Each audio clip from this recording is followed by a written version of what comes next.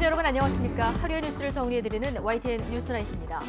당 지도부와 대통령 측근, 중진들은 출마하지 않거나 수도권 험지로 출마할 것을 강력히 요구한다.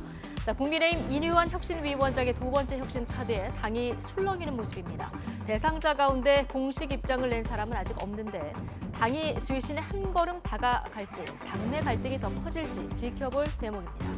김포 서울 편입 승부수를 띄운 국민의힘은 수도권 다른 지역을 넘어서 전국을 대상 지역으로 놓고 판을 점점 더 키울 조짐입니다. 민주당은 비열한 정치쇼 등의 반응을 보이면서도 찬성인지 반대인지 명확한 입장을 내놓지는 않고 있는데요. 이유가 있겠죠. 잠시 뒤 나이트 포커스에서 다뤄보겠습니다. 금요일 뉴스나이트 오늘의 헤드라인 보시고 본격 출발합니다.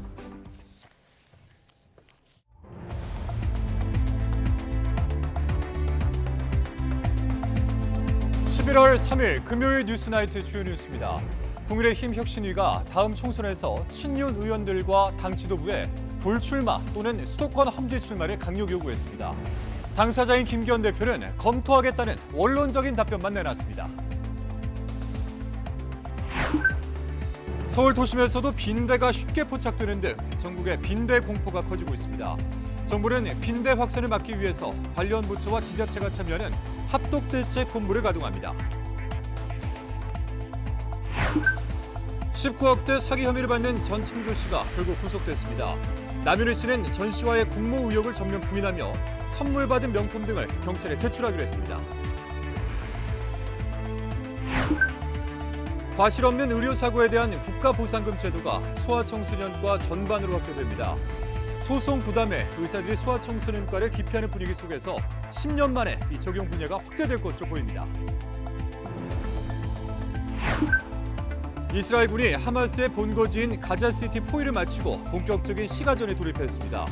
가자시티 주변 난민촌에까지 폭격이 이어지면서 대량 살상 우려가 커지고 있습니다. 주말과 휴일 전국에 벼락과 돌풍을 동반한 요란한 비가 내릴 것으로 보입니다. 다음 주 초에는 서울 아침 기온이 4도까지 떨어지는 초겨울 추위가 찾아옵니다. 이준석 전 대표와 홍준표 대구시장 등의 징계 취소를 관철했던 국민의힘 이뉴환 혁신위원회가 이번엔 친윤 핵심, 이른바 윤핵관 의원들의 불출마 혹은 수도권 험지 출마를 요구했습니다. 관심이 쏠렸던 동일 지역구 3선 금지를 공식 제안한 건 아니지만 적지 않은 파장이 예상됩니다. 권담기 기자입니다.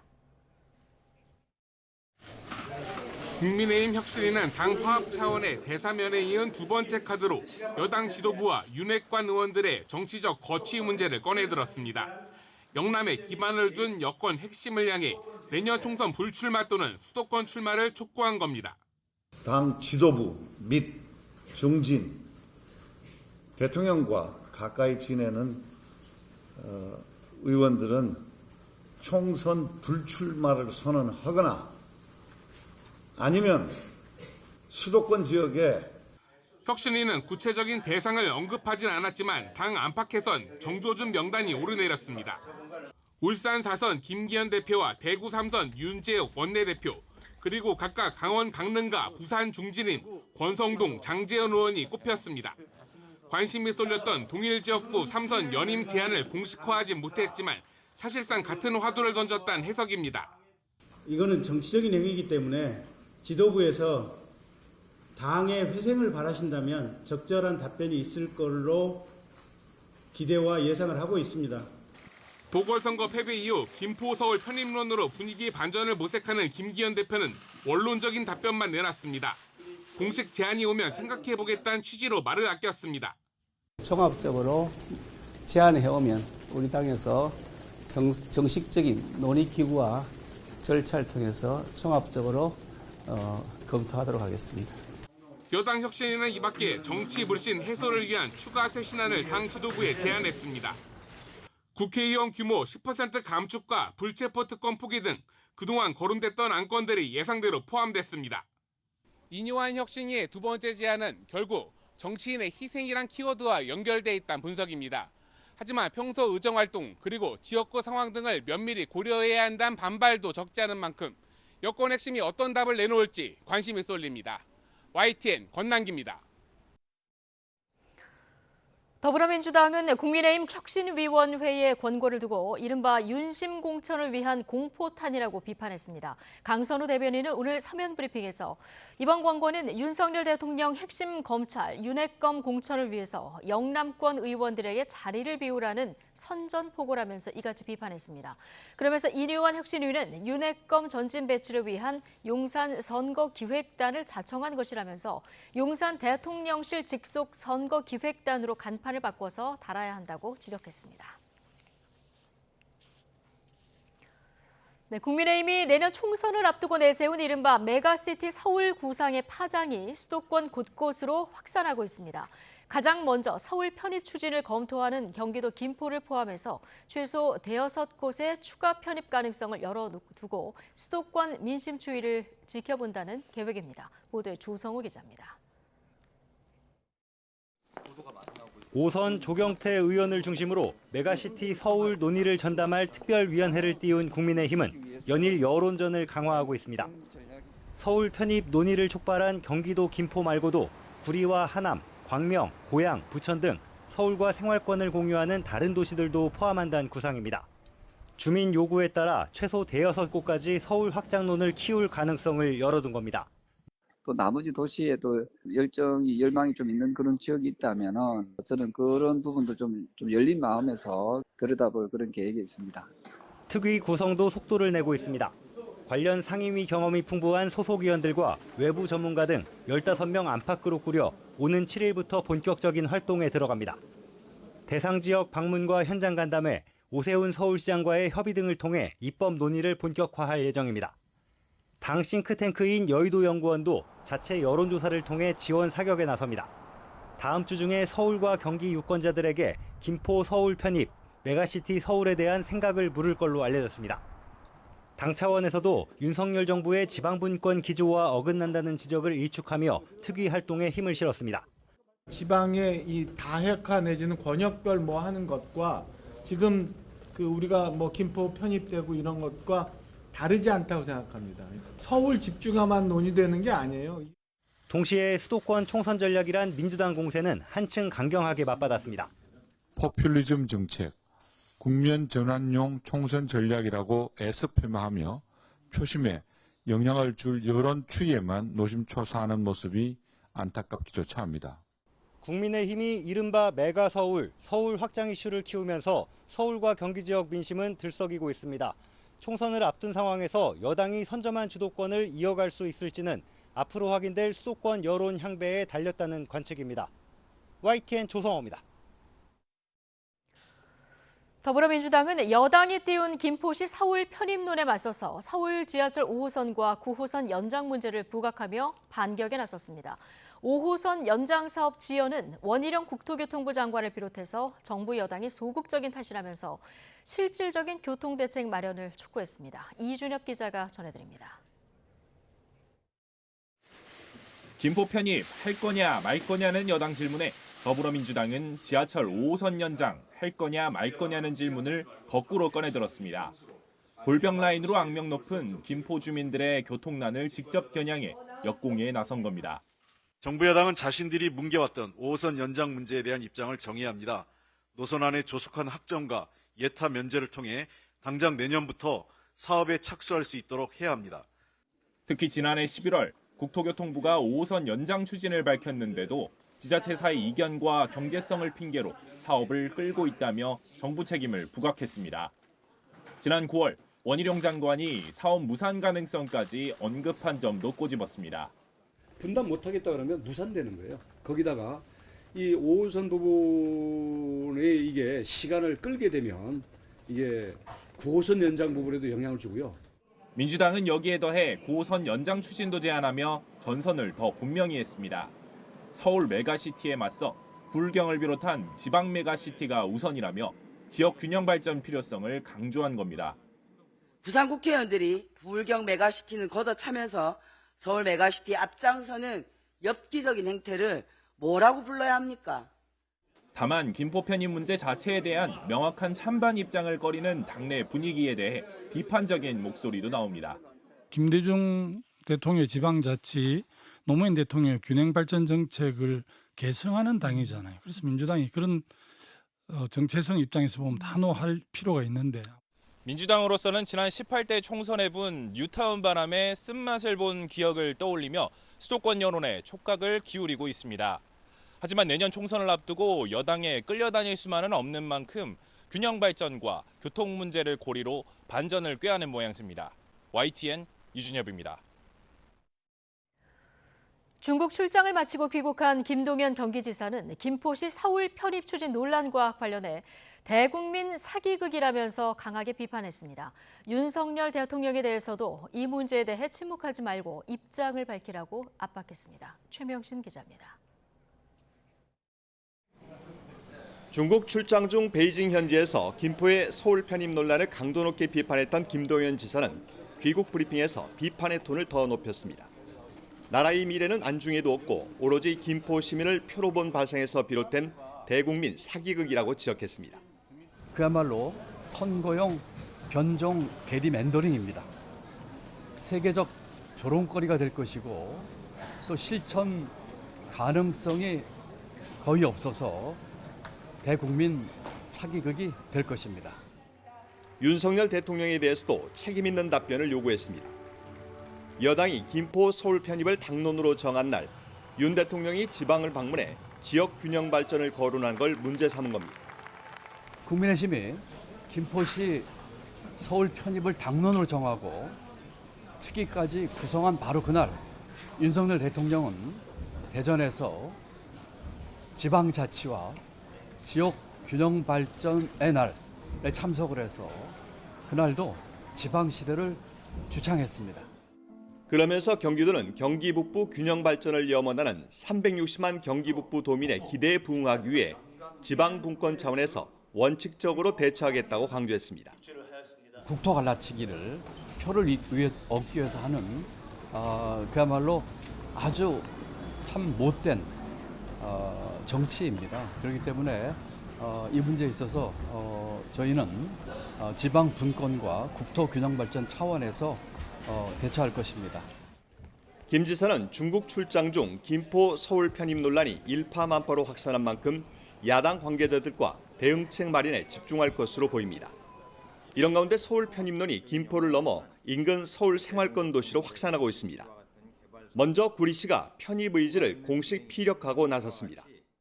대중교통 문제가 해결될 수 있어 시민들의 불편이 크게 줄어들 수 있을 것입니다.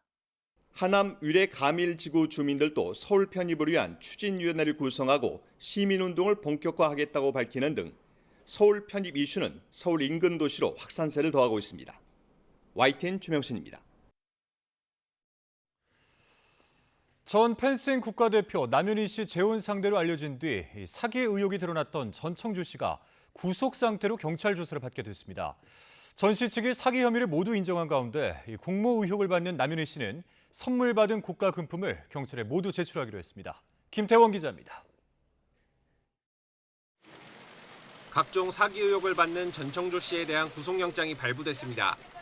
법원은 전 씨가 달아날 우려가 있고 주거지 또한 일정하지 않다며 구속 사유를 설명했습니다.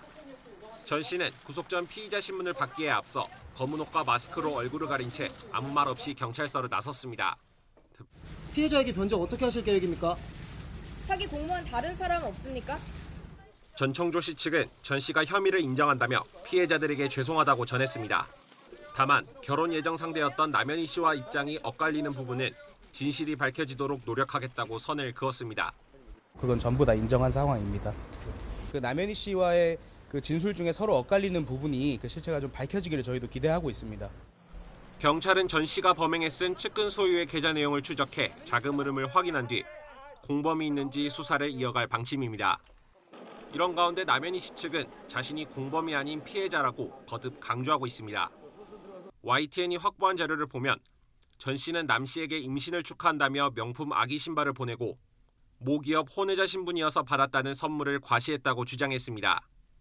또 자신은 여자로 태어났지만 어릴 적부터 남자 정체성을 갖고 자라왔다며 남자아이 사진을 보여주며 청혼까지 했다고 밝혔습니다. 전 씨가 여러 상황에서 정체를 포장해오다 보니 남 씨 입장에서는 속을 수밖에 없었다는 겁니다.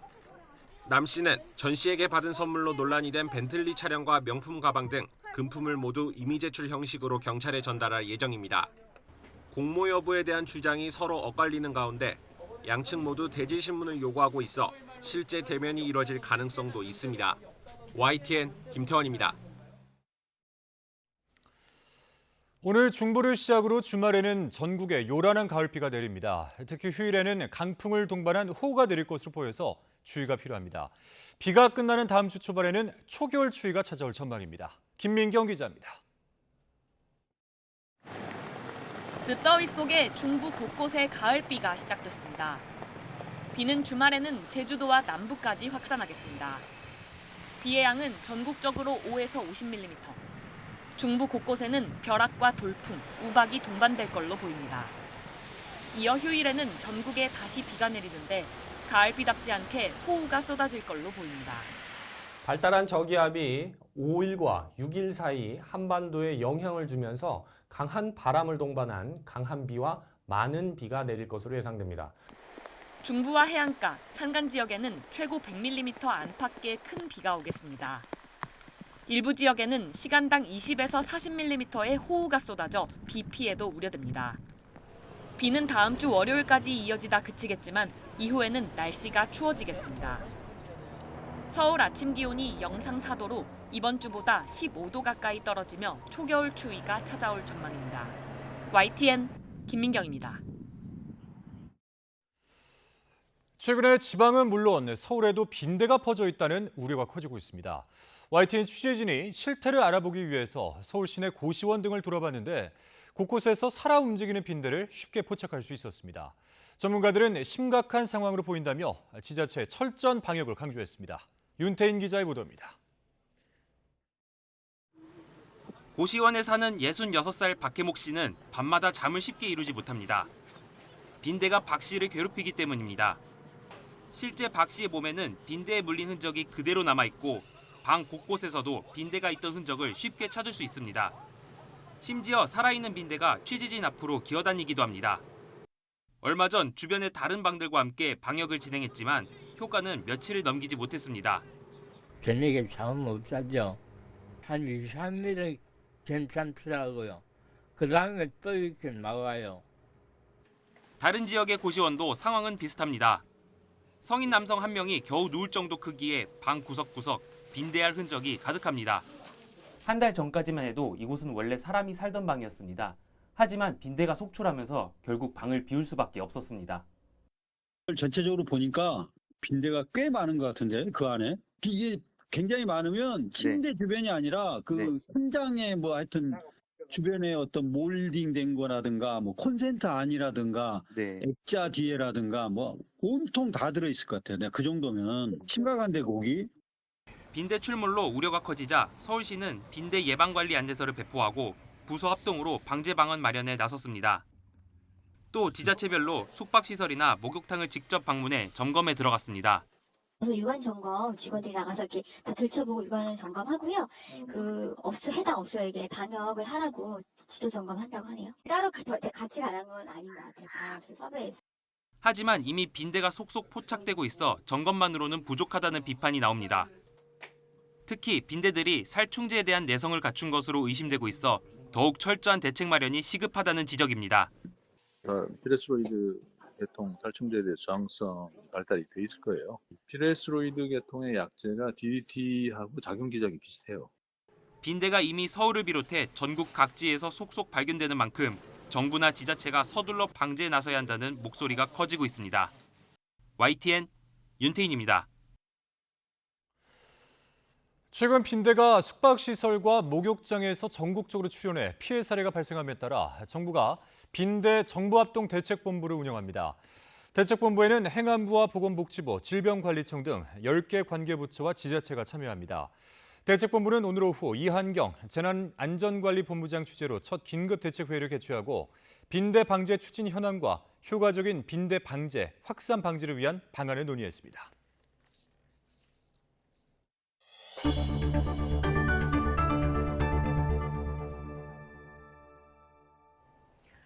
최근 태국인 관광객들이 우리나라 입국 심사를 통과하지 못하고 돌아갔다는 사례들이 온라인상에 퍼지면서 현지 반발이 잇따르고 있습니다. 법무부는 오히려 태국인 입국 불허율이 코로나19 이전보다 줄었다고 해명하면서도 불법 체류 방지를 위한 엄격한 심사는 필요하다는 뜻을 유지했습니다. 송재인 기자의 보도입니다. SNS 검색창에 태국어로 한국 여행 금지를 치자 태국인들의 불만 글이 쏟아져 나옵니다. 최근 한국 여행을 왔다가 입국 심사에 막혀 돌아와야 했다는 태국인 관광객들의 사연이 잇따르면서 여행 거부 운동으로까지 번진 겁니다. 4차례나 왔던 한국인데 돌연 입국 심사에 막혀 들어가지 못했다.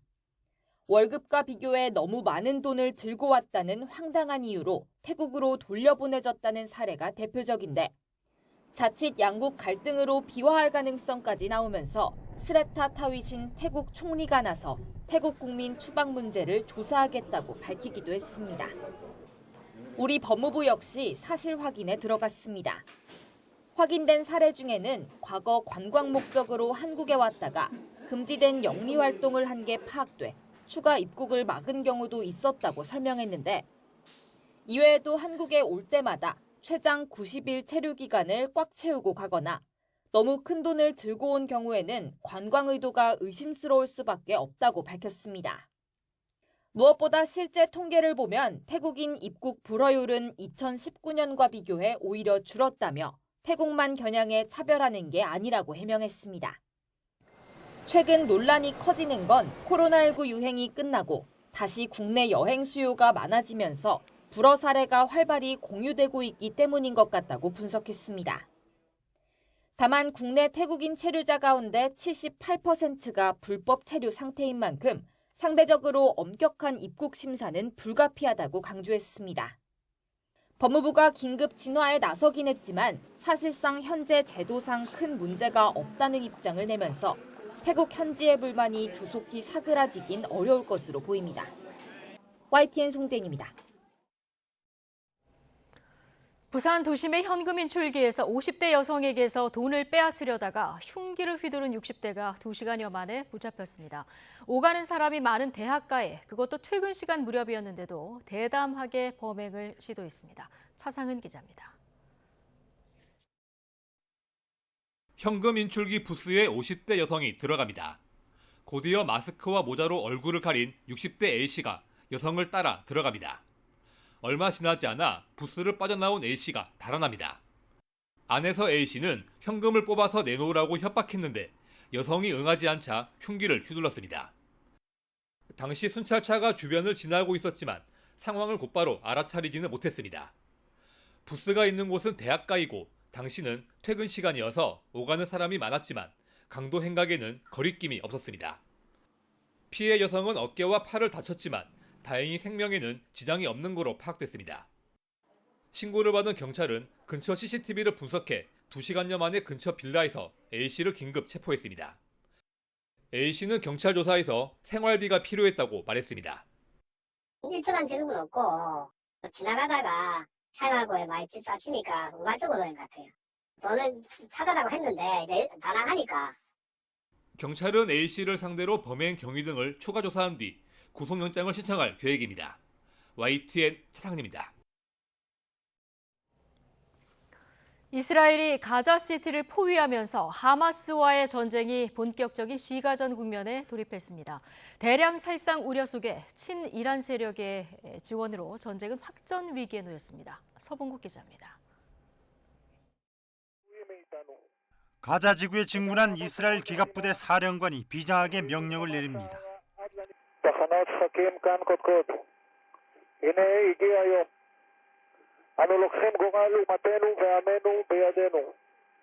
팔레스타인 무장정파 하마스의 근거지 가자시티 포위를 완료하고 공군, 보병과 함께 본격적인 시가전에 돌입한 겁니다. 이슬람 사원과 테러 기반 시설이 폭격에 힘없이 허물어지고 터져나오는 섬광 속에 근접전까지 펼쳐집니다. 하마스 병력도 탱크에 접근해 폭탄을 설치해보지만 화력 열세는 명백합니다. 북서쪽으로 지중해 접한 가자시티를 남부와 동부, 북동부 3면에서 둘러싼 이스라엘. 육해공 3면에서 하마스의 지휘 통제소 등을 공격해 무장 조직원 130여 명을 사살했다고 밝혔습니다. המושג הפסקת אש כרגע לא נמצא על השולחן בכלל. צה"ל נמצא במלחמה, מנהל מלחמה לפרק את חמאס. 네타냐후 이스라엘 총리가 지금이 전투의 정점이라며 집중 공세를 전한 가운데 하마스가 가자시티 지하에 거미줄처럼 구축된 땅굴을 근거지로 삼아 시가전은 더 격화할 전망입니다. 이스라엘이 학교, 병원은 물론 사흘 연속 가자시티 인근 난민촌까지 폭격하면서 대량 살상의 우려는 현실화되고 있습니다. 보건당국 집계 누적 사망자 9,000명에 가자지구 북부 고립 민간인만도 30만 명에 달하는 등 인도주의 위기는 극에 달했습니다. 이스라엘의 강공에 시리아의 친이란 민병대가 레바논 남부로 이동하는 등 중동 내 친이란 세력들이 속속 레바논 무장정파 헤즈볼라의 힘을 보태 확전 우려도 커지고 있습니다. YTN 서봉국입니다. 이스라엘이 자국에서 일하던 가자지구 출신 팔레스타인 노동자들의 강제 송환에 돌입했다고 AP 등 외신들이 전했습니다. 노동자들은 현지 시간 어젯밤부터 이스라엘과 접한 라파 국경 동부 지역 케렘 샬롬 검문소를 통해서 가자 남부 쪽으로 추방당했습니다. 하마스는 유대 안식일인 지난달 7일 이스라엘을 기습 공격했고 국경이 폐쇄되면서 이스라엘에서 일하던 가자 출신 노동자들은 발이 묶인 상태였습니다. 이스라엘을 다시 찾은 토니 블랭컨 미국 국무장관이 네타냐후 이스라엘 총리를 만난 뒤 팔레스타인 가자지구 민간인 보호 필요성을 강조했습니다. 로이터 통신은 블링컨 장관이 텔아비브에서 네타냐후 총리와 면담하고 교전이 지속 중인 가자지구의 십자포화 속에서 민간인들을 보호하기 위해 모든 일을 다하는 것이 중요하다고 밝혔다고 전했습니다. 윤석열 대통령이 소상공인의 고금리 부담을 덜어주기 위해서 저리 융자 자금 4조 원을 내년 예산에 반영했다고 밝혔습니다. 또한 고금리 대출을 저금리 대출로 바꿔주는 지원 대책을 준비하고 있다고 설명했습니다. 조은재 기자입니다. 올해로 18년째를 맞은 소상공인 대회에 현직 최초로 참석한 윤석열 대통령은 우리 경제의 뿌리이자 민생 근간이 소상공인이라고 추켜 세웠습니다. 그러면서 낮은 금리로 융자를 받을 수 있도록 관련 예산 4조 원을 책정했다고 밝혔습니다. 저리 융자 자금 4조 원을 내년 예산에 반영했습니다. 고금리 대출을 저금리 대출로 바꿔주는 특단의 지원 대책도 준비하고 있습니다. 저금리 대출로 바꿔주는 대환 대출 금리는 4%대에서 정해질 걸로 알려졌습니다. 윤 대통령은 또 정부가 선지급한 코로나 재난지원금에 대해 8천억 원의 환수금을 면제한다는 기존 방침을 설명하면서 가스요금 분할 납부제와 노후 냉난방기 교체 등 지원책도 거듭 강조했습니다. 윤 대통령은 양질의 일자리를 만드는 건 소상공인 보호 지원과 뗄 수 없는 동전의 양면이라고 말했습니다. 정상 외교를 통해 우리 기업의 운동장을 전 세계로 넓히면 그 혜택이 시장으로 선순환된다는 설명도 곁들였습니다. 소비 수준을 끌어올려서 여러분들에게도 도움이 될 뿐 아니라 소상공인들의 직역을 새로이 진입해서 여러분들을 힘들게 하지 않도록 하기 위함입니다. 따뜻한 정부가 되겠다는 마지막 말에 소상공인 2천여 명은 박수갈채를 보냈고 윤 대통령은 어퍼컷 세레머니로 화답했습니다. 대통령실은 윤석열 정부의 1호 국정과제가 코로나 피해 소상공인의 회복과 도약이라면서 약속을 지키고 민생을 챙기는 행보를 강조했습니다. YTN 조은지입니다. 더불어민주당 이재명 대표는 나빠진 민생 경제를 되살리기 위해선 최소 3%대 경제 성장률 회복이 필요하다며 정부 여당에 머리를 맞대고 대화하자고 제안했습니다. 이 대표는 오늘 최고위원회의에서 가장 중요한 건 민생이고 민생의 핵심은 경제라며 이같이 말했습니다. 이어서 돈을 풀면 물가가 올라 돈을 풀 수 없다는 단순한 생각만으로는 복잡한 경제 문제를 해결할 수 없다며 정부의 재정, 금융 권한을 적극 활용해야 한다고 지적했습니다. 추경호 부총리 겸 기획재정부 장관은 더불어민주당 이재명 대표가 정부에 확장 재정을 요구한 데 대해서 국가 부채가 악화되고 대외 신인도에도 악영향이 우려된다며 불가하다는 입장을 밝혔습니다. 추 부총리는 오늘 국회 예결위 전체 회의에서 정부의 긴축 재정이 경제 성장률을 끌어내리고 있다는 이 대표 지적에 관한 의견을 묻자 이같이 답했습니다. 추 부총리는 빚을 내 재정을 늘리게 되면 미래 세대 청년들의 고통만 가중된다며 규제 혁파나 구조 개혁을 통해서 기초 체력을 키우는 방향이 옳다고 생각한다고 강조했습니다. 네, 의사의 과실 없는 의료 사고에 대해서 국가가 보상하는 제도가 앞으로 소아청소년과에도 적용될 것으로 보입니다. 이 소아청소년과를 기피하는 의사들에게 조금이라도 부담을 덜어주려는 취지인데 효과가 있을지는 미지수입니다. 김평정 기자입니다. 지난 2018년 이대 목동병원에서는 신생아 중환자실 집단 사망 사고가 일어나며 당시 의료진이 구속 수사를 받았습니다. 대법원에서 무죄 판결을 받긴 했지만 이 사건을 계기로 의사들의 소아청소년과 기피 현상은 더 심해졌습니다. 이렇게 소아청소년과에서 일어날 수 있는 의료사고에 대해 만약 의사의 과실이 없다면 국가가 보상하는 제도가 추진됩니다. 기존에는 분만과 관련된 불가항력의 의료사고에만 국가가 보상을 책임졌는데 소아청소년과의 진료도 대상에 추가하는 법안이 추진되는 것입니다. 보건복지부도 최근 국회에 이런 법안의 취지에 공감하며 구체적인 유형과 방식에 대해 논의하겠다는 답변서를 제출했습니다. 적용 대상엔 선천성 기형아 등을 대상으로 한 수술이 우선 고려될 것으로 보입니다. 의료사고 부담 완화 등을 포함한 체감도 높은 필수 의료 지원 패키지를 만들어 의료계와 적극 협의해 나가겠습니다. 다만 실효성을 더 높이려면 현재 3천만 원인 국가보상 한도를 높여야 한다는 의견이 의료계에서 나옵니다. 의사들은 형사처벌에 대한 우려까지 해소해야 더 적극적인 치료를 할 수 있다는 주장을 펴고 있습니다. 정부는 그러나 국가보상을 넘어 형사처벌까지 면제하는 것에 대해서는 부정적인 입장인 것으로 전해졌습니다.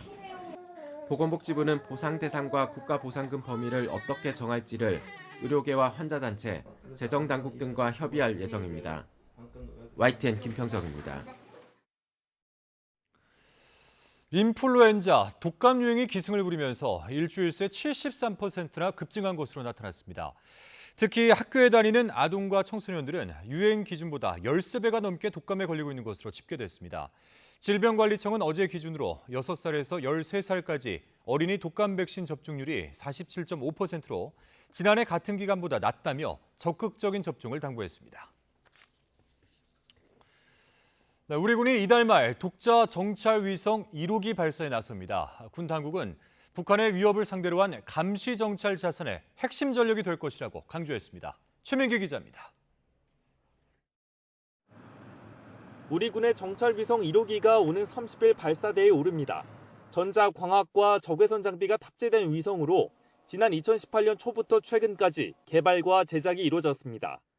위성에는 민간 우주 탐사 기업 스페이스X가 개발한 팰컨 9 로켓이 활용되고 발사는 미국 캘리포니아주 반덴버그 공군기지에서 이루어집니다. 군 당국은 이번 발사를 통해 북한의 주요 위협을 독자적으로 감시할 수 있는 최초의 정찰 위성을 확보한다는 의미가 있다며 한국형 삼축 체계의 기반인 감시 정찰 자산의 핵심 전력이 될 것이라고 강조했습니다. 이와 함께 우리 기술로 개발한 고체 연료 우주 발사체 추가 시험 발사도 올해 안으로 추진할 방침입니다. 앞서 군은 지난해 3월에 이어 같은 해 12월에도 시험 발사를 진행했는데 당시 1단을 제외한 나머지 추진 기관별 연소 성능을 시험했고 이번에는 그보다 더 진전된 기술이 포함될 전망입니다. 추력이 제일 센 단이 1단이고, 그러니까 1단이 제일 중요하죠. 그동안은 이제 작은 단, 2, 3, 4단이라고 하지만 작은 로켓을 실험한 겁니다. 다 이제 개발이 완성된 거라고. 이런 가운데 군 당국은 북한이 이달 말쯤 정찰 위성 3차 발사에 나설 가능성이 있을 것으로 관측하고 있습니다. 3단 엔진 보강 등 러시아 지원을 통해 기술적 결함을 보완하고 실제 발사를 하기까지 시간이 더 걸릴 것으로 보고 있습니다. YTN 최민기입니다.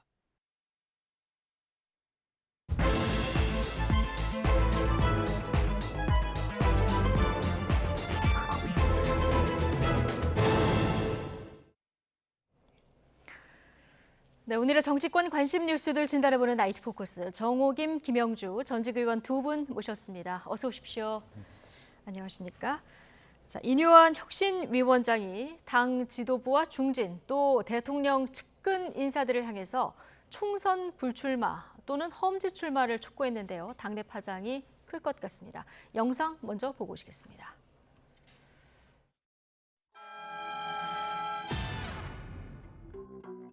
당 지도부 및 중진, 대통령과 가까이 지내는 의원들은 총선 불출마를 선언하거나 수도권 지역의 어려운 곳에 와서 출마하는 것을 강력히 요구합니다. 나 떨고 있냐? 정식적인 논의기구와 절차를 통해서 종합적으로 검토하도록 하겠습니다. 예. 근데 희생해야 한다라는 큰 주장에도 불구하고 또 나중에 답변 드리지 한꺼번에.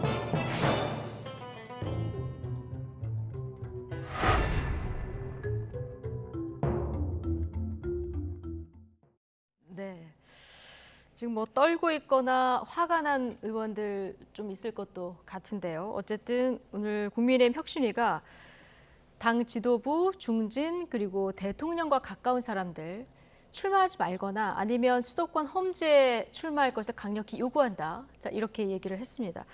자, 인요한 혁신위의 그 2호 쇄신안의 핵심 내용이 이건데요. 어떻게 보십니까? 이제 계속해가지고 그 정치권이 국민의힘 혁신위를 주목하게 만드는 효과는 본 것 같은데요. 네. 여기 보면은 이제 결국은 뭐 김기현 대표를 포함해가지고 전체적으로 지금 타겟으로 누굴 삼았는가 보면은 소위 일기 윤핵관을 지금 타겟으로 삼고 있는 게 아닌가 이런 예. 생각이 들 정도예요.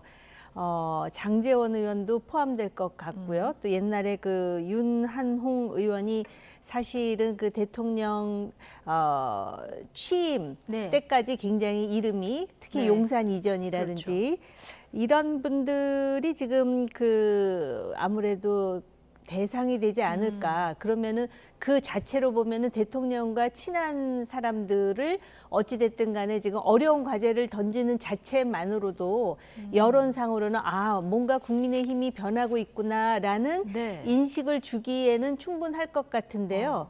저는 좀 이건 순전히 개인 생각인데 아, 이제 일기 윤핵관의 시대는 끝났구나. 그렇기 때문에 윤핵관의 이름으로 당신들 험지 가시오 그러면서 지금 현재의 윤핵관은 다른 사람들이구나 이런 상상을 하게 만드는 대목이에요. 예. 그러니까 이 사람들은 더 이상 윤핵관이 아닐 수도 있겠다라는 상상을 개인적으로 해보게 됩니다. 예. 그러니까 지금 일기 윤핵관은 윤핵관이 누구냐면은 이기 윤핵관에게 네. 자리를 좀 비워줘야 되는 상상을 해보셨다. 이철규 인재영입위원장을 중심으로 해서 네. 새로운 이기 윤핵관이 지금 이미 구성된 건가? 이건 순전히 제 개인 생각이에요. 뇌피셜로 말씀해 주셨습니다. 자, 당초 그 동일 지역구 3선 초과 연임 금지가 포함될까 관심이었는데 이건 빠졌는데 네. 같은 맥락이라고 보면 되겠죠.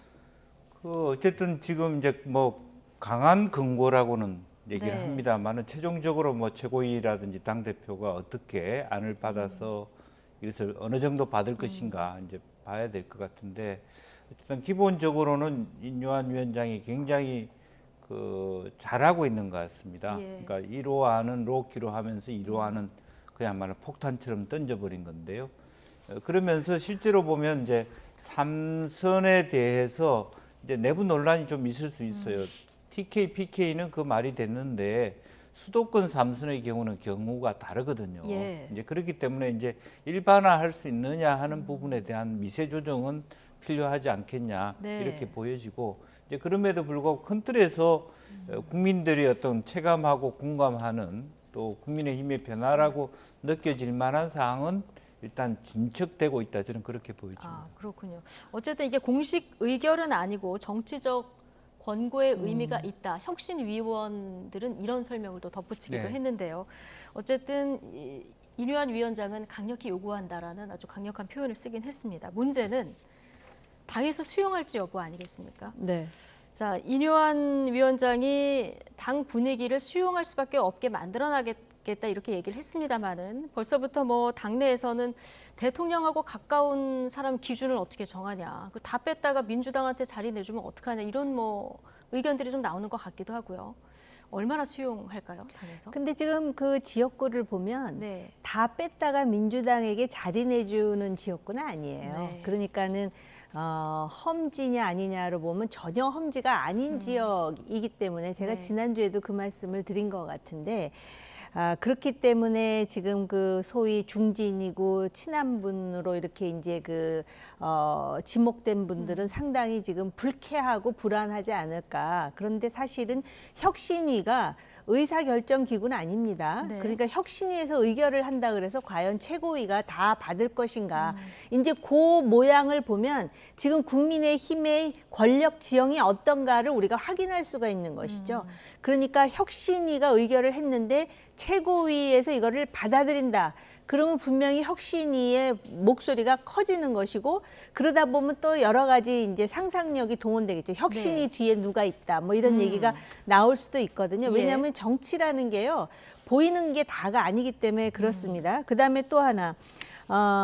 다 뺐다가 민주당이 지역구 내주면 어쩌냐는 우려는 그래서 할 필요가 없는 것이고 그러면 대통령과 가까운 사람의 기준은 무엇인가 얘기했잖아요. 지금 현재 국민의힘의 대통령과 안 가까운 사람이 누가 있을까요? 원외에는 좀 있어요. 근데 원내에 있는 사람으로 안 가까운 사람? 글쎄요, 가끔 쓴소리하는 그 김웅 의원이라든지 또 요새는 쓴소리는 많이 줄어들고 굉장히 완곡하게 정치적 제안을 하는 하태경 의원 정도가 있는데 그런 사람들을 대통령과 가깝다고 하지는 않겠지만 다른 사람들, 대다수의 의원들은 대통령과 가까운 것처럼 보이거든요. 그렇기 때문에 이것을 자기적으로 하지 않고 진짜 혁신이다. 뭔가 혁신위원장이 정말 일을 하는구나라는 그런 대중의 인식을 주기 위해서 또 나름대로 굉장히 치밀한 그런 계획이 필요하지 않을까 싶어요. 홍준표 대구시장이 혁신이란 바로 이런 것, 모처럼 만에 이제 칭찬을 하기도 했는데 어쨌든 저 김기현 대표 같은 경우에는 대표기도 하고 중진이기도 하고요. 또 대통령과 친하기도 하다 보니까 가장 또 주목이 되는데 제안이 오면 검토하겠다. 이게 원론적인 답변을 내놨는데요.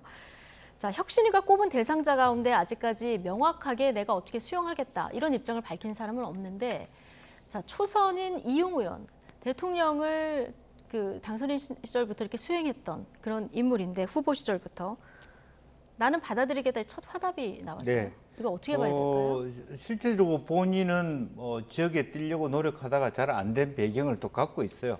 근데 본인 스스로 포기할 만큼 됐는데 실제로 이 타이밍을 절묘하게 해서 화답한 것처럼 이제 그렇게 한 것이죠. 그렇다고 제가 진정성이 없다고 얘기할 그 생각은 전혀 없습니다. 그러니까 실제적으로 본인 스스로가 말하자면 현장 지역에 내려가서도 별로 경쟁력이 없어 보이고 또 어쨌든 본인이 대통령 직원에서 모신 사람이기 때문에 스스로 그 헌신, 희생을 한다 이런 타이밍이고 오히려 이런 타이밍에 그렇게 희생과 헌신을 할 경우에는 또 다른 기회가 있을 수 있고 여당 아니겠습니까? 이제 그런 부분들이 저는 있다고 보여지고 이것이 시금석을 삼아서 다른 사람들도 그렇게 할 수 있는 계기를 만들 수 있다. 뭐 그렇게 되면 좋지 않겠나 그렇게 보여집니다. 제2의 이용 의원이 나올지 이것도 좀 지켜봐야 될 것 같고요. 근데 이용 의원이 대통령과 워낙 가깝다고 알려지다 보니까 자, 앞서 이제 혁신위 뒤에 누가 있나 이런 뭐 물음표도 나온다는 말씀을 해주셨는데요. 당장 민주당에서 뭐라고 오늘 논평을 냈냐면요. 윤핵검 전진 배치를 위해서 영남권 의원들 자리를 비우라는 선전포고다 이런 얘기를 했어요. 이게 만약에 진정한 쇄신책으로 완성이 되려고 하면 일단 수용 여부를 주목해 봐야 되고 두 번째는 비워진 자리에 어떤 분들을 공천하느냐 이것까지 좀 지켜봐야 될 것 같아요. 네, 그거에 대한 경계심이 그 국민의힘 당내에도 있고요. 민주당이 지금 국민의힘에 대해서 그렇게 논평을 할 정도로 여유 있는 당인가. 지금 완전히 친명 일색으로 해가지고 지금 그 자체가 여론에도 지금 반영이 되고 있는데 그런 논평을 낼 만큼 민주당이 지금 잘하고 있는가를 좀 스스로 반추할 필요가 있다라는 생각이 들고요. 이용 의원이 그렇게 말했는데 솔직히 대통령하고 친해 보이기는 하나 본인은 내줄 지역구가 없잖아요. 그러니까는 임팩이 있는 사람이 내놔야 돼요. 임팩이 있는 사람. 예를 든다면은 제가 근데 누구라고 말을 하면 그분들이 되게 불쾌해할 것 같아요. 이게 내가 수십 년을 지금 쌓아놓은 지역구인데 이런 얘기를 할 수 있으니까 하여튼 그렇다는 부분이고요.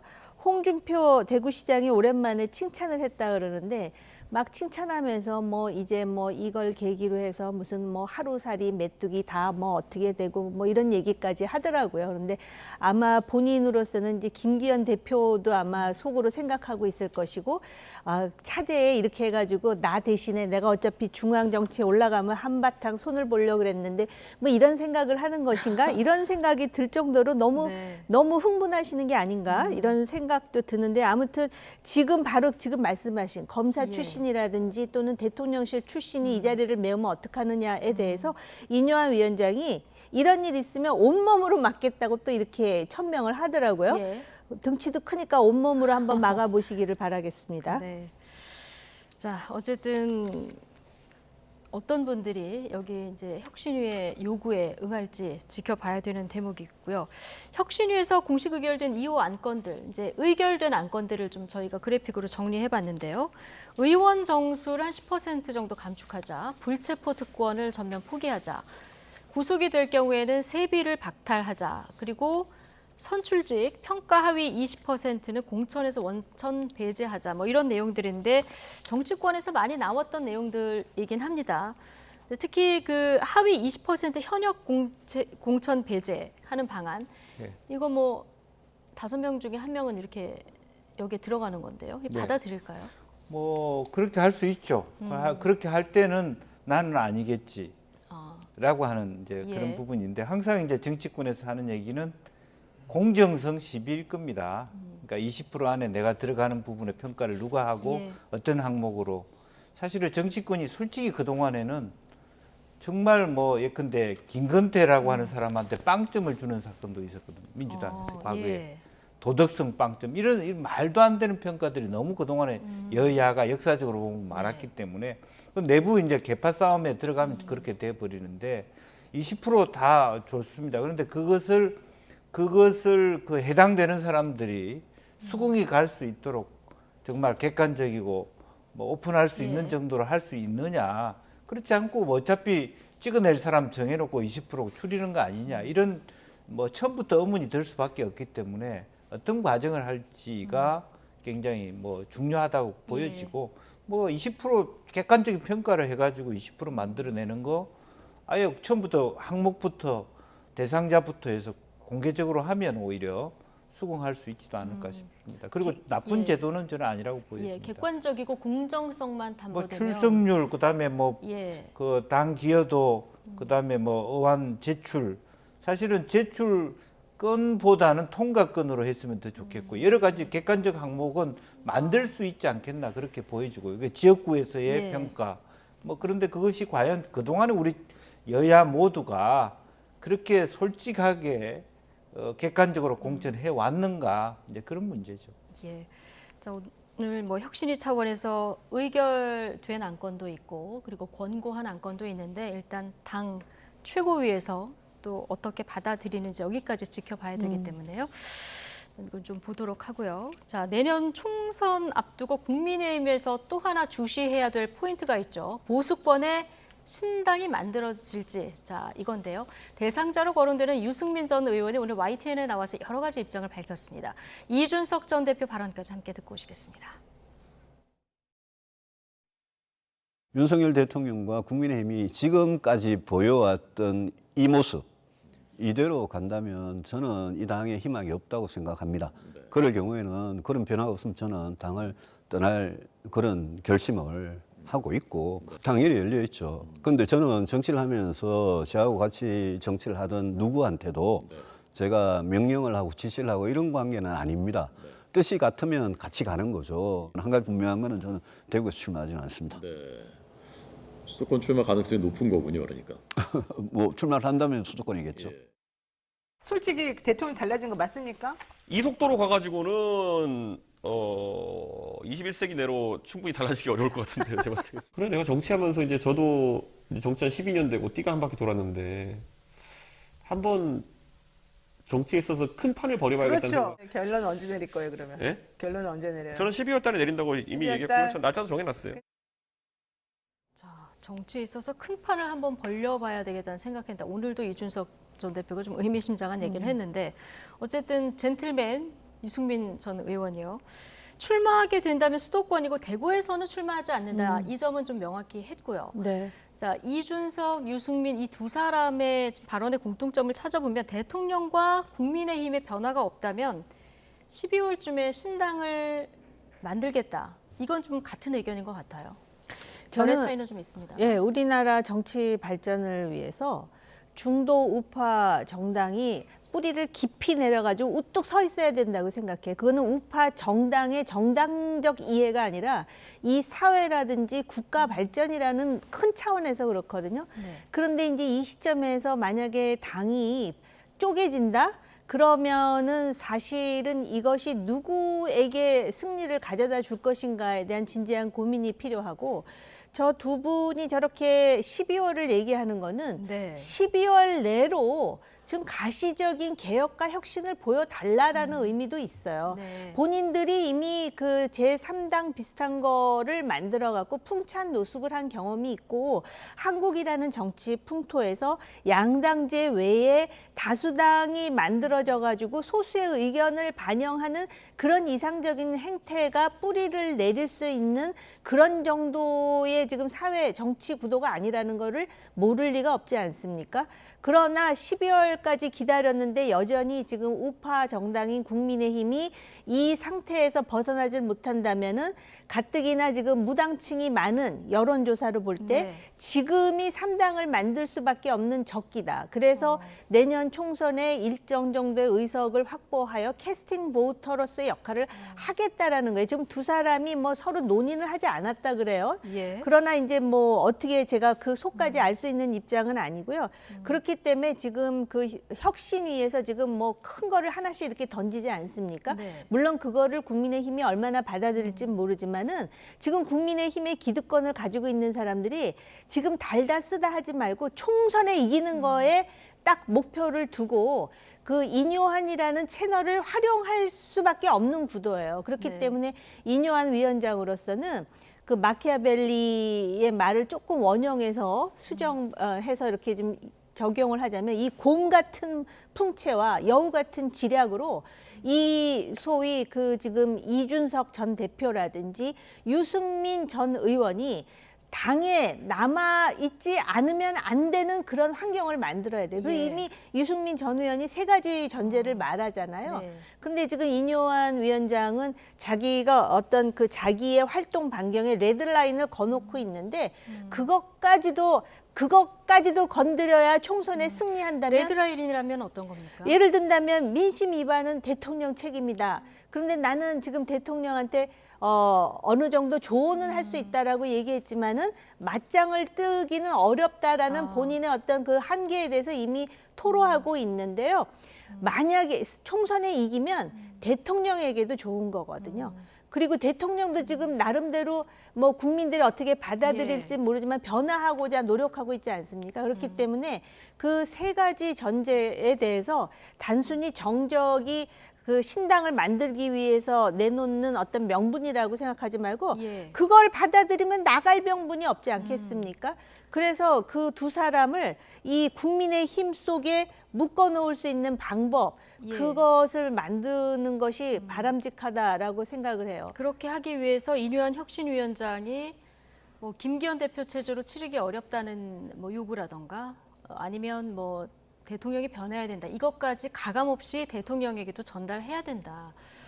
자, 이런 의견, 그게 대통령한테도 결과적으로 좋은 것이라는 말씀이신데, 자, 앞서 이제 차기 대선에 만약 신당이 만들어지면 캐스팅 보터 역할을 할 수 있다는 말씀 해주시지 않았습니까? 홍준표 대표가 오늘 그 얘기를 했는데 차기 대선에 캐스팅 보트를 줄 수 있고 비례정당을 만들면 정의당보다 많을 수 있는데 영악하고 한 맺힌 이준석 전 대표가 이걸 모를까? 오늘 이렇게 얘기를 했거든요. 네. 자, 이준석 전 대표 오늘도 뭐 아까 대통령 달라진 건 맞냐 이렇게 질문하니까 21세기 내에는 힘들 것 같다. 이렇게까지 굉장히 강하게 지금 비판 수위를 올리고 있는데 이 전 대표가 지금 속으로 그리는 그림은 뭘까요? 아직까지도 이제 몸집 불리기, 줄다리기를 하는 것이죠. 극한적인 네. 치킨 게임 하듯이.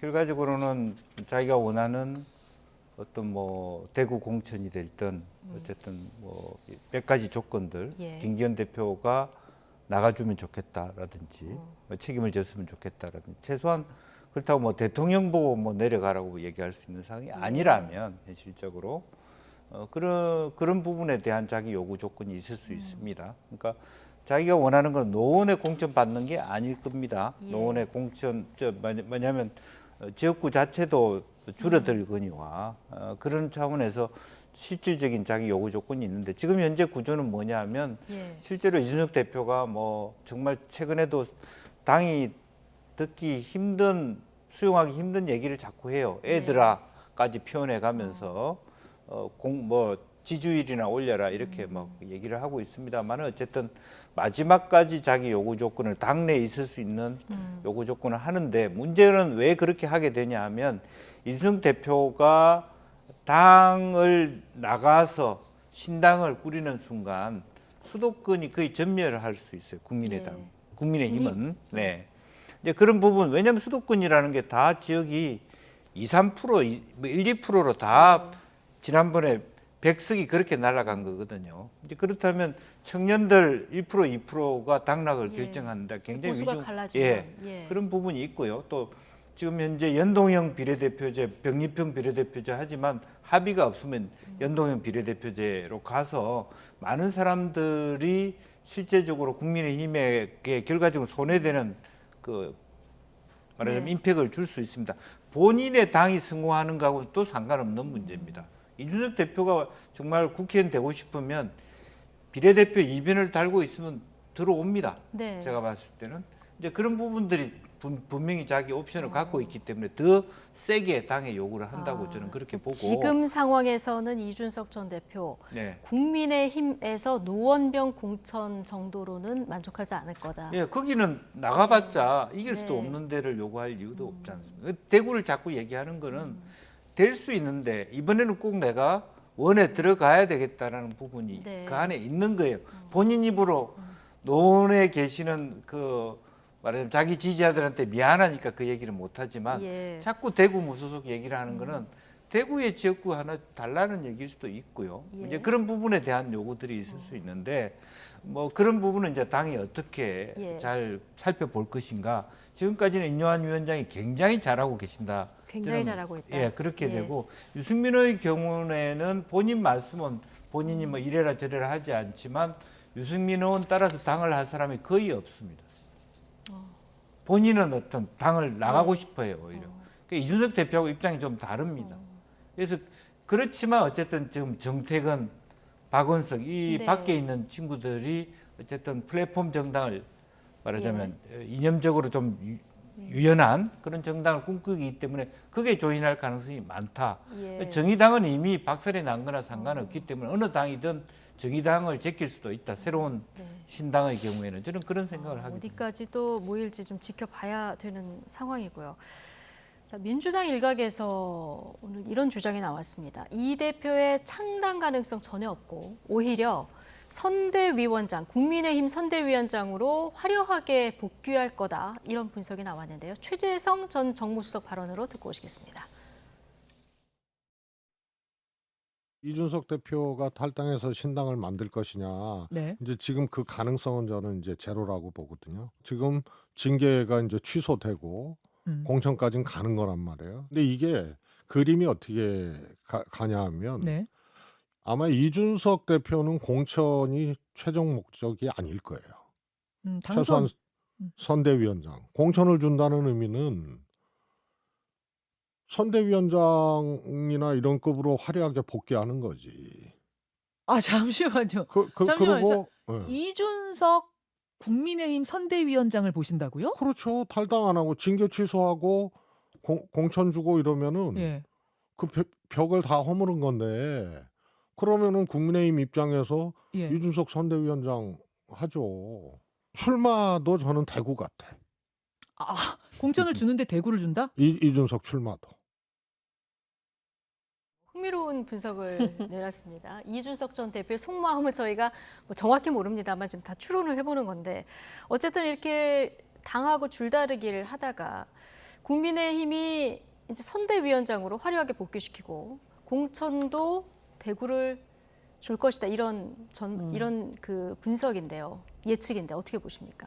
그러니까 최재성 전 의원이 나름 이제 브레인이라고 알려져 있잖아요. 네.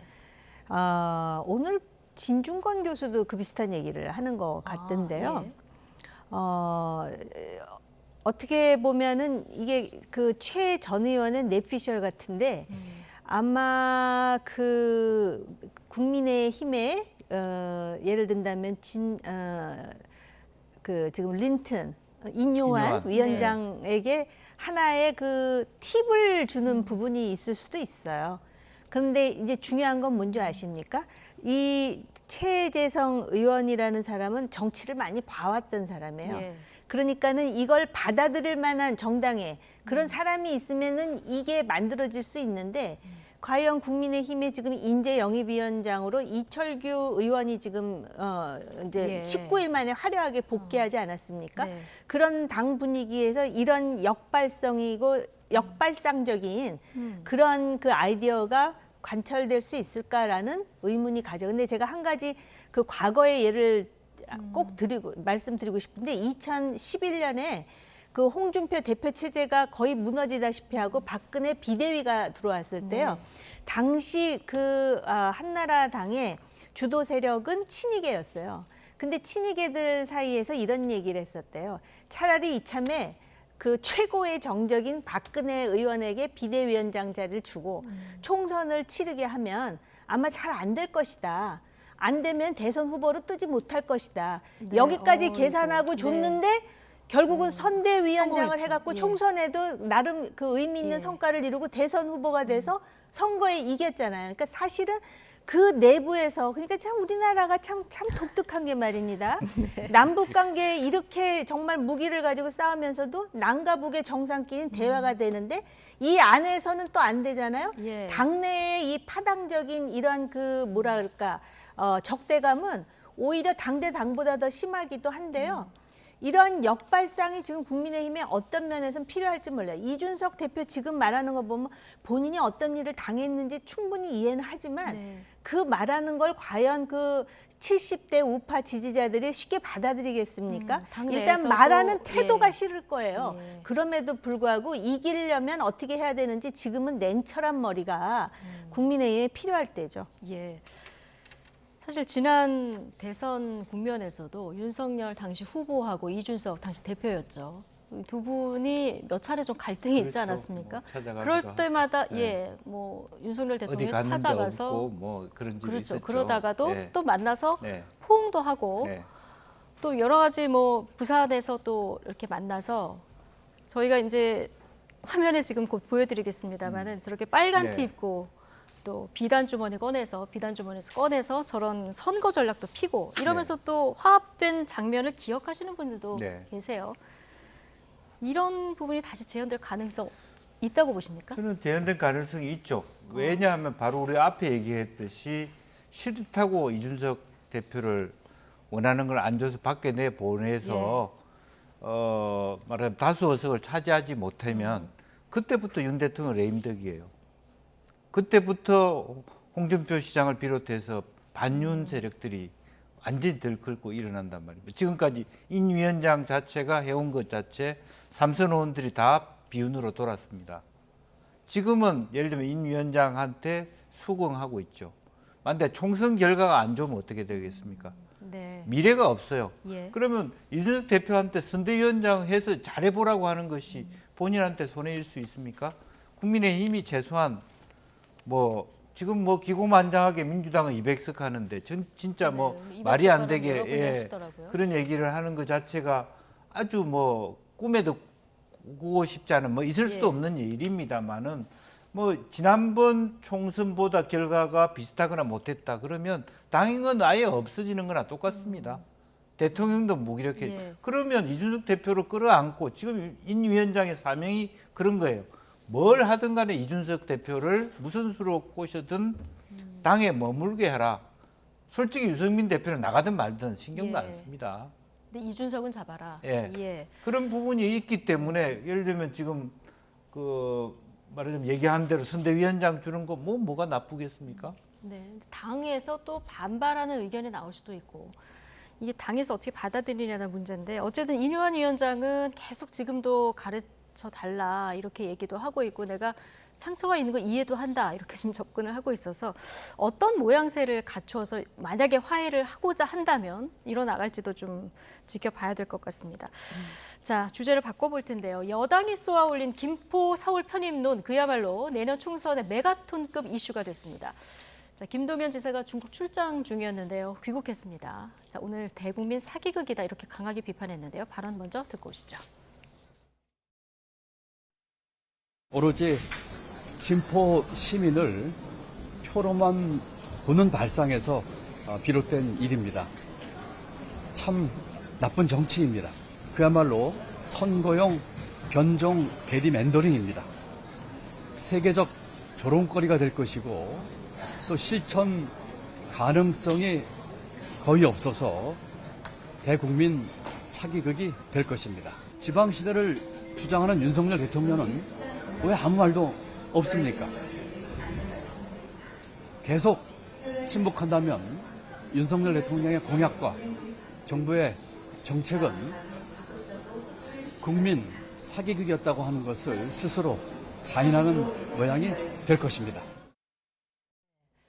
참 나쁜 정치다, 대국민 사기극이다 이런 강도 높은 발언도 했고요. 대통령에게 직접 입장을 내놔라 이런 촉구도 했는데 민주당에서도 비열한 정치쇼다 이런 비판은 나오는데요.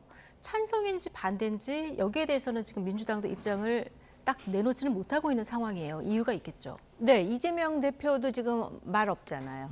그러니까는 사실 이 김포를 서울로 편입하는 것에 대한 어떤 구체적인 현실성이라든지 효과라든지 이게 그 서울 시민과 김포 시민에게 어떤 득을 주느냐 이런 거에 대한 분석은 하나도 없어요. 총선에 유리하냐 불리하냐만 따지니까 정치적 발언에다가 또 침묵 이 두 가지가 합해서 지금 그런 현상이 벌어지는 거거든요. 그러니까는 그런 데다가 사실 이렇게 던지기 수법 있잖아요. 총선에 뭐 탁 던지는 거. 이거는 주로 민주당이 해왔어요. 과거에 노무현 후보가 소위 수도 이전. 본인이 또 직접 그런 말씀도 했습니다. 수도 이전으로 재미 좀 봤다고. 그랬는데 그 수도 이전은요, 좀 특징이 있죠. 왜냐하면은 충청도로 이전한다니까 충청도가 사실은 캐스팅 보우터인데 그 충청도 도민들이 결국은 뽑아주잖아요. 그래서 노무현 대통령이 가까스로 대통령이 되지 않았습니까? 충청권 표심이 근데 이건 총선이란 말이죠. 그러니까 예를 든다면은 그 김포 보궐선거라면 이게 효과가 있을 수 있는데 이게 총선이면은 과연 다른 김포 옆에 다른 시민들이라든지 서울 시민들이라든지 저기 경상도라든지 또는 호남에서의 국민들, 유권자들은 어떻게 생각하는지에 대한 분석이 나와 있는지 제가 잘 모르겠어요. 근데 국민의힘이 지금 딱 그 김포만 찍은 게 아니라 좀 확산시킬 움직임이어서 지금 18대 총선에서 서울 뉴타운 바람 때문에 민주당은 거기에 대한 좀 뼈아픈 기억이 있지 않습니까? 네, 그렇죠. 그렇기 때문에 그 18대의 그 뉴타운으로 당선된 국회의원들을 우리가 타운돌이라 그러거든요. 왜냐하면 2004년에 탄핵으로 또 들어온 사람들을 우리가 탄돌이라 그러잖아요. 김영주 의원님 잘 아시겠지만 탄돌이 그다음에 타운돌이 요번에는 뭐 메가돌이 그러니까 뭐 어쨌든 다 이제 그 주변에 뭐 부천이라든지 광명이라든지 구리라든지 해가지고 이렇게 하면은 지금 구리도 벌써 지금 들어올 의사가 있다고 얘기를 하지 않습니까? 네. 그러니까는 일각에서는 이거는 굉장히 총선의 그 단기적 전략으로 보면 아주 효과적인 전략이라고 또 판단하는 측도 있는 것 같아요. 특히 국민의힘에서는 수도권이 항상 고민거리였는데 메가시티로 해가지고 당신들 사는 지역의 집값은 올라갈 것은 물론이고 이제부터 전화번호 02에 서울 시민이 되는 거야. 굉장히 그 반짝할 수 있거든요. 그러니까 국민의힘에서 또 이 얘기도 하잖아요. 여기만 하는 거 아니야. 부산, 마산, 또 어디입니까? 김해 양산. 해가지고 또 네. 거기는 거기 나름대로의 남동 그 메가시티를 만든다 이렇게 하잖아요. 그래서 민주당이 지금 굉장히 곤혹스러워요. 저거 원래 우리 전공인데 지금 허를 찔렸다라고 생각하지 이거에 대해서 구체적으로 이렇게 되면 예산이 어떻게 되고 이런 얘기는 하나도 안 나오거든요. 지금 그런 수준인 것 같습니다. 그러니까 현재가. 지금 말씀해 주셨지만 조경태 위원장이 이게 메가시티 구상 수도권의 뭐 다른 구리나 뭐 다른 지역들뿐만이 아니라 지금 부산, 광주 그리고 뭐 요구가 있으면 더 다른 지역들도 이렇게 광역으로 묶겠다 이런 구상을 지금 내놓고 있는 상황이라서요. 네.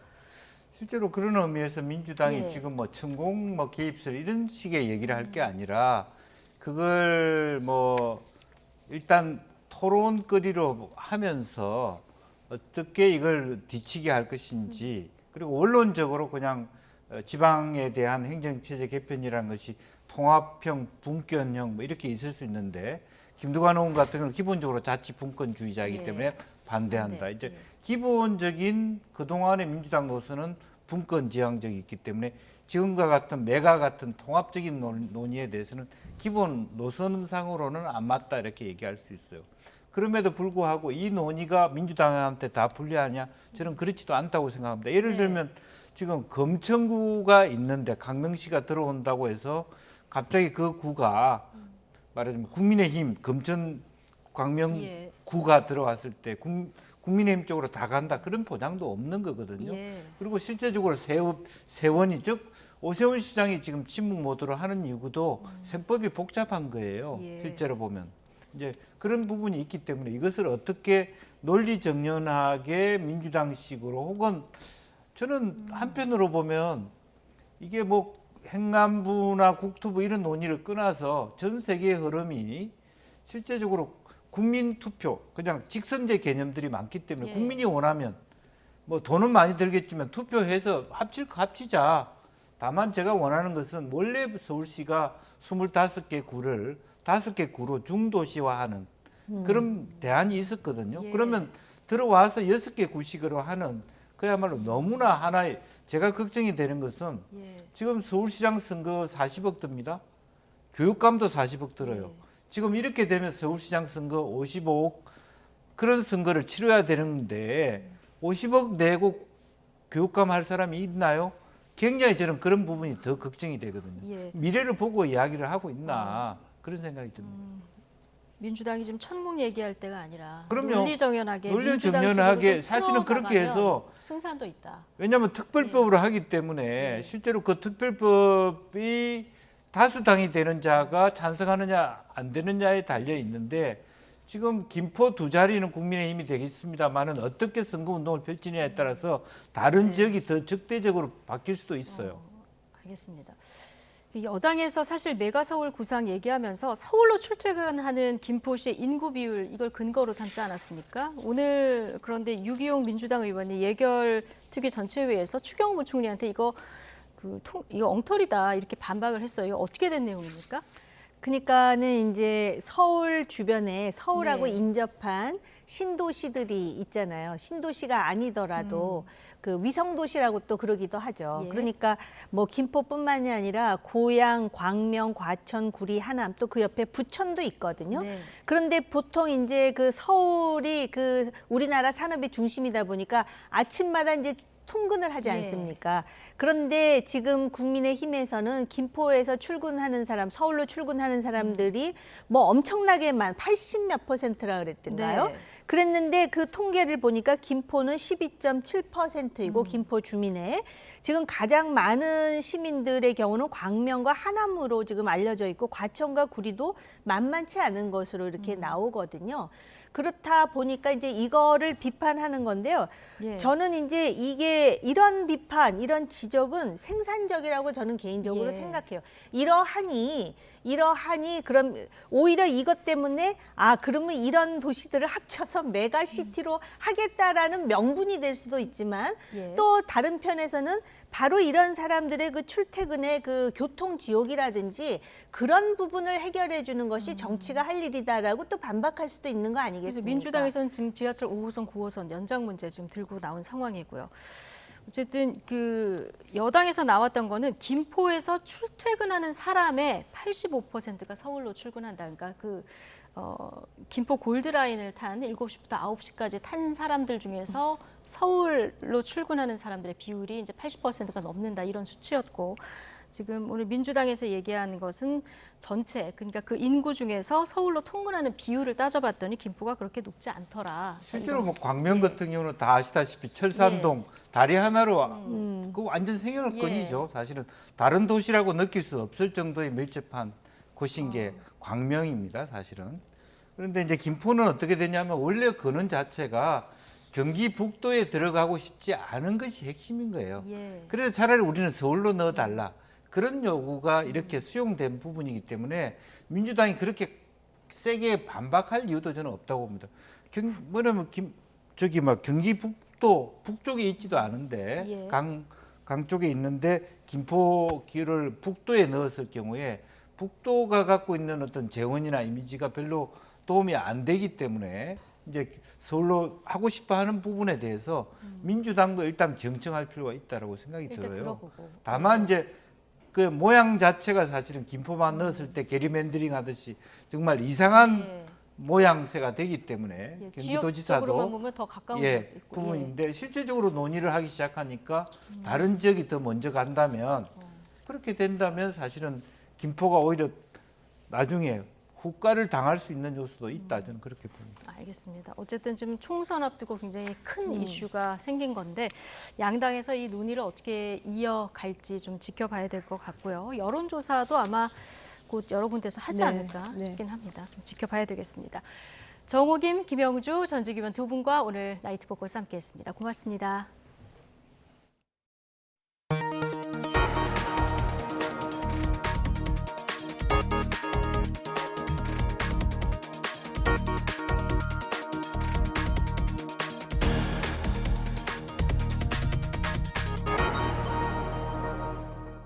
경기도 김포시를 서울에 편입하겠다는 여당의 움직임에 부동산 시장 분위기도 들썩이고 있습니다. 네, 지역에서는 집값 상승에 대한 기대감과 동시에 총선을 앞두고 여당이 꺼내든 공수표가 이 투기 수요만 자극하는 것 아니냐 이런 우려도 나오고 있습니다. 윤혜리 기자가 현장에 다녀왔습니다. 경기도 김포시에서도 서울과 가장 가까운 고촌읍 일대입니다. 이곳 신축 아파트 견본주택에는 여권에서 서울 편입론을 띄운 이래 사흘 동안 2만 명이 넘는 방문객이 몰렸습니다. 서울로 편입되면은 조금 더 지금보다는 집값 상승 있지 않을까. 그리고 또 이번엔 또 신규 단지이기도 하고 대단지이기도 하니까 좀 혜택이 있을 거라고 생각을 하고 있습니다. 기존 아파트 단지 주변 부동산에도 문의가 크게 늘었습니다. 집값이 더 오를 거란 기대에 매물을 다시 걷어들이는 집주인들도 있지만 높은 금리 부담 탓에 거래가 활발하진 않습니다.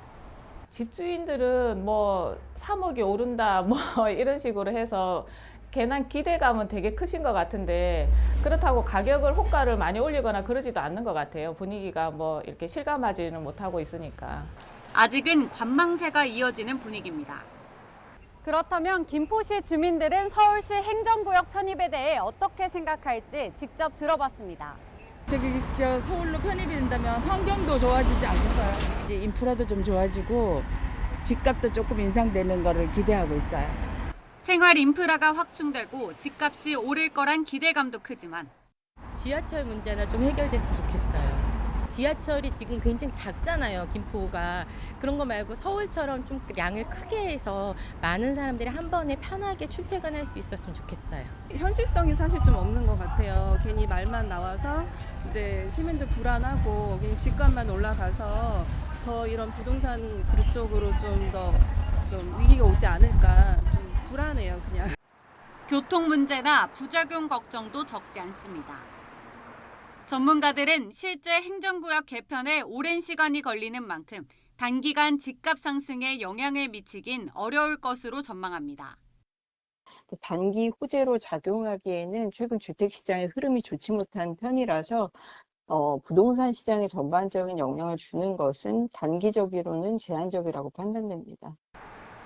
더불어민주당이 여당 시절 추진한 행정수도 이전 사례와 같이 단기간 투기 수요에 불이 붙어 실수요자들이 피해를 볼 수 있다는 우려도 제기됩니다. 실수요자는 물론이고 단기간에 투기 수요가 개입될 가능성이 크기 때문에 정책 당국은 시장 흐름을 예의주시하고 유의할 필요가 있겠습니다. 선거를 앞두고 군불만 떼는 공약이 아니라 주거 환경을 개선할 장기적인 정책이 함께 나온 이후라야 실제 시장 변화가 나타나리라는 분석입니다. YTN 윤혜리입니다. 국민의힘이 추진하는 김포시 서울 편입 추진에 대해서 김동연 경기지사가 대국민 사기극이라며 강하게 비판했습니다. 중국 출장을 마치고 귀국한 김 지사는 오늘 김포공항 입국장에서 오로지 김포 시민을 표로만 보는 발상에서 비롯된 나쁜 정치라며 세계적 조롱거리가 될 것이고 또 실천 가능성이 거의 없어서 대국민 사극이 될 것이라고 말했습니다. 김 지사는 또한 지방시대를 주장하는 윤석열 대통령이 계속 침묵한다면 대통령 공약과 정부 정책은 국민 사기극이었다고 자인하는 모양이 될 것이라고 덧붙였습니다.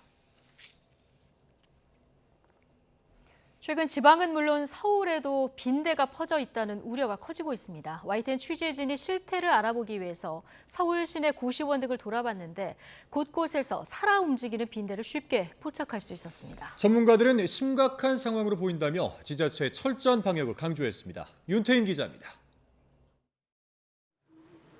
고시원에 사는 66살 박혜목 씨는 밤마다 잠을 쉽게 이루지 못합니다. 빈대가 박 씨를 괴롭히기 때문입니다. 실제 박 씨의 몸에는 빈대에 물린 흔적이 그대로 남아있고 방 곳곳에서도 빈대가 있던 흔적을 쉽게 찾을 수 있습니다. 심지어 살아있는 빈대가 취재진 앞으로 기어다니기도 합니다. 얼마 전 주변의 다른 방들과 함께 방역을 진행했지만 효과는 며칠을 넘기지 못했습니다. 저녁에 잠을 못 자죠. 한 2, 3일은 괜찮더라고요. 그 다음에 또 이렇게 나와요. 다른 지역의 고시원도 상황은 비슷합니다.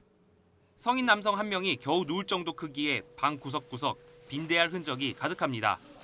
한 달 전까지만 해도 이곳은 원래 사람이 살던 방이었습니다. 하지만 빈대가 속출하면서 결국 방을 비울 수밖에 없었습니다. 전체적으로 보니까 빈대가 꽤 많은 것 같은데 그 안에 이게 굉장히 많으면 침대 주변이 아니라 그 천장에 뭐 하여튼 주변에 어떤 몰딩된 거라든가 뭐 콘센트 안이라든가 액자 뒤에라든가 뭐 온통 다 들어있을 것 같아요. 그 정도면 심각한데 거기. 빈대 출몰로 우려가 커지자 서울시는 빈대 예방관리 안내서를 배포하고 부서 합동으로 방제 방안 마련에 나섰습니다. 또 지자체별로 숙박시설이나 목욕탕을 직접 방문해 점검에 들어갔습니다. 유관 점검 직원들이 나가서 이렇게 다 들춰보고 유관을 점검하고요. 해당 업소에게 방역을 하라고 지도 점검한다고 하네요. 따로 같이 가는 건 아닌 것 같아요. 방역실 서베이에서. 하지만 이미 빈대가 속속 포착되고 있어 점검만으로는 부족하다는 비판이 나옵니다. 특히 빈대들이 살충제에 대한 내성을 갖춘 것으로 의심되고 있어 더욱 철저한 대책 마련이 시급하다는 지적입니다. 피레스로이드 계통 살충제에 대해 저항성 발달이 돼 있을 거예요. 피레스로이드 계통의 약제가 DDT하고 작용 기작이 비슷해요. 빈대가 이미 서울을 비롯해 전국 각지에서 속속 발견되는 만큼 정부나 지자체가 서둘러 방제에 나서야 한다는 목소리가 커지고 있습니다. YTN 윤태인입니다. 최근 빈대가 숙박시설과 목욕장에서 전국적으로 출현해 피해 사례가 발생함에 따라 정부가 빈대 정부합동대책본부를 운영합니다. 대책본부에는 행안부와 보건복지부, 질병관리청 등 10개 관계 부처와 지자체가 참여합니다. 대책본부는 오늘 오후 이한경 재난안전관리본부장 주재로 첫 긴급대책회의를 개최하고 빈대 방제 추진 현황, 효과적인 빈대 방제, 확산 방지를 위한 방안을 논의했습니다.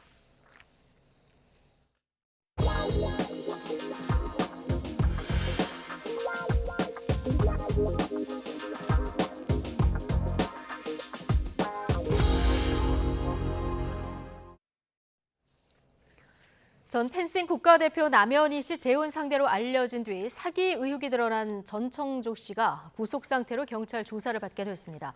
전 씨 측이 사기 혐의를 모두 인정한 가운데 공모 의혹을 받는 남현희 씨는 선물 받은 고가 금품을 경찰에 모두 제출하기로 했습니다. 김태원 기자입니다. 각종 사기 의혹을 받는 전청조 씨에 대한 구속영장이 발부됐습니다. 법원은 전 씨가 달아날 우려가 있고 주거지 또한 일정하지 않다며 구속 사유를 설명했습니다. 전 씨는 구속 전 피의자 신문을 받기에 앞서 검은 옷과 마스크로 얼굴을 가린 채 아무 말 없이 경찰서로 나섰습니다. 피해자에게 변제 어떻게 하실 계획입니까? 사기 공모한 다른 사람 없습니까? 전청조 씨 측은 전 씨가 혐의를 인정한다며 피해자들에게 죄송하다고 전했습니다. 다만 결혼 예정 상대였던 남현희 씨와 입장이 엇갈리는 부분은 진실이 밝혀지도록 노력하겠다고 선을 그었습니다. 그건 전부 다 인정한 상황입니다. 그 남현희 씨와의 그 진술 중에 서로 엇갈리는 부분이 그 실체가 좀 밝혀지기를 저희도 기대하고 있습니다. 경찰은 전 씨가 범행에 쓴 측근 소유의 계좌 내용을 추적해 자금 흐름을 확인한 뒤 공범이 있는지 수사를 이어갈 방침입니다. 이런 가운데 남현희 씨 측은 자신이 공범이 아닌 피해자라고 거듭 강조하고 있습니다.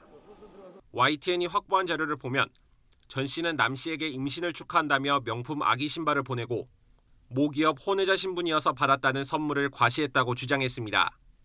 또 자신은 여자로 태어났지만 어릴 적부터 남자 정체성을 갖고 자라왔다며 남자아이 사진을 보여주며 청혼까지 했다고 밝혔습니다. 전 씨가 여러 상황에서 정체를 포장해 오다 보니 남 씨 입장에서는 속을 수밖에 없었다는 겁니다. 남 씨는 전 씨에게 받은 선물로 논란이 된 벤틀리 차량과 명품 가방 등 금품을 모두 이미 제출 형식으로 경찰에 전달할 예정입니다. 공모 여부에 대한 주장이 서로 엇갈리는 가운데 양측 모두 대질 신문을 요구하고 있어 실제 대면이 이뤄질 가능성도 있습니다. YTN 김태원입니다. 영풍재지 주가 조작으로 2,700억 원대 부당이득을 챙긴 주가 조작 일당 4명이 구속 상태로 재판에 넘겨졌습니다. 검찰은 이들에게 주가 조작을 지시한 배후가 누구인지 밝히기 위해서 수사력을 집중하고 있습니다. 안동준 기자의 보도입니다. 영풍재지 주가를 조작해 하한가 사태를 불러온 혐의로 구속된 주가 조작 일당. 앞서 이들은 주식을 사들인 사실은 인정하면서도 주가를 조작했다는 혐의에 대해서는 말을 아꼈습니다. 어떤 방식으로 주가 조작하신 겁니까? 하지만 검찰은 윤모 씨 등 일당이 주식을 서로 사고 팔아 주가를 띄우는 이른바 통정매매 방식 등을 통해 시세를 조종했다고 보고 재판에 넘겼습니다. 지난해 10월부터 1년 동안 영풍재지 주식 3,597만 주를 모두 3만 8천 차례에 걸쳐 시세를 조종했다는 건데 검찰은 이렇게 거둬들인 부당이익을 2,789억 원으로 특정했습니다. 이들 일당이 주가 조작에 사용한 계좌만 100개가 넘는 것으로 검찰은 파악했습니다. 이제 검찰은 이번 주가 조작 사건을 지시한 몸통이 누군지 규명하는 데 주력할 방침입니다. 이를 위해 주가를 띄워 실제 이득을 본 사람은 누구인지, 주가 조작에 투입된 자금의 출처가 어디인지 등 사건의 전모를 밝히는 데 수사력을 모으고 있습니다. 검찰은 무자본 임수합병으로 새를 키워간 기업 사냥꾼 A씨가 배후에서 활동했는지 들여다보기 위해 조만간 A씨를 소환하는 방안을 검토하고 있습니다. 또 재판에 넘겨진 주가 조작 일당의 총책으로 추정되는 인물을 출국 금지 조치하고 행방을 쫓고 있습니다. YTN 안동준입니다. 마약 투약 혐의로 경찰에 입건된 배우 이선균 씨의 모발에서 마약 성분이 검출되지 않은 것으로 파악됐습니다. 국립과학수사연구원은 이 같은 정밀감정 결과를 경찰에 전달했습니다. 이 씨는 지난달 28일 첫 소환 당시 간이시약 검사에서도 음성 판정이 나왔는데 경찰은 내일 오후 이 씨를 다시 불러 조사할 방침입니다. 미국의 소리방송 VOA는 미 항공우주국 나사의 야간 위성 사진을 토대로 북한의 군사정찰 위성 발사 장소인 평안북도 동창리 서해 위성 발사장에서 야간 불빛이 관측됐다고 보도했습니다. VOA는 나사의 지난달 19일, 21일, 26일 야간 위성 사진에서 불빛이 관측됐다며 북한이 10월에 단행하겠다고 공언했던 3차 발사를 준비한 것 아니냐고 추정했습니다. 다만 이번에 빛이 포착된 지점은 북한이 지난 5월 1차 발사를 감행했던 새 발사장이 아닌 기존 발사장이라고 덧붙였습니다. 북한이 세계 각지에서 외교 공간을 잇따라 철수하는 것은 러시아와 대규모 무기 거래에서 벌어들이는 외화 때문일 수 있다는 분석이 나왔습니다. 미국 싱크탱크 랜드 연구소 산하 글로벌 위험 안보센터 소장은 블룸버그 통신과 인터뷰에서 북한이 국제사회의 제재와 감시 강화로 해외 공간을 거점으로 한 불법적 외화 벌이가 어려워진 상황에서 이 공간들을 정리하는 것일 수 있다고 진단했습니다. 미중 두 나라가 이번 달 중순 정상회담을 앞두고 핵 군축 협상에 나섭니다.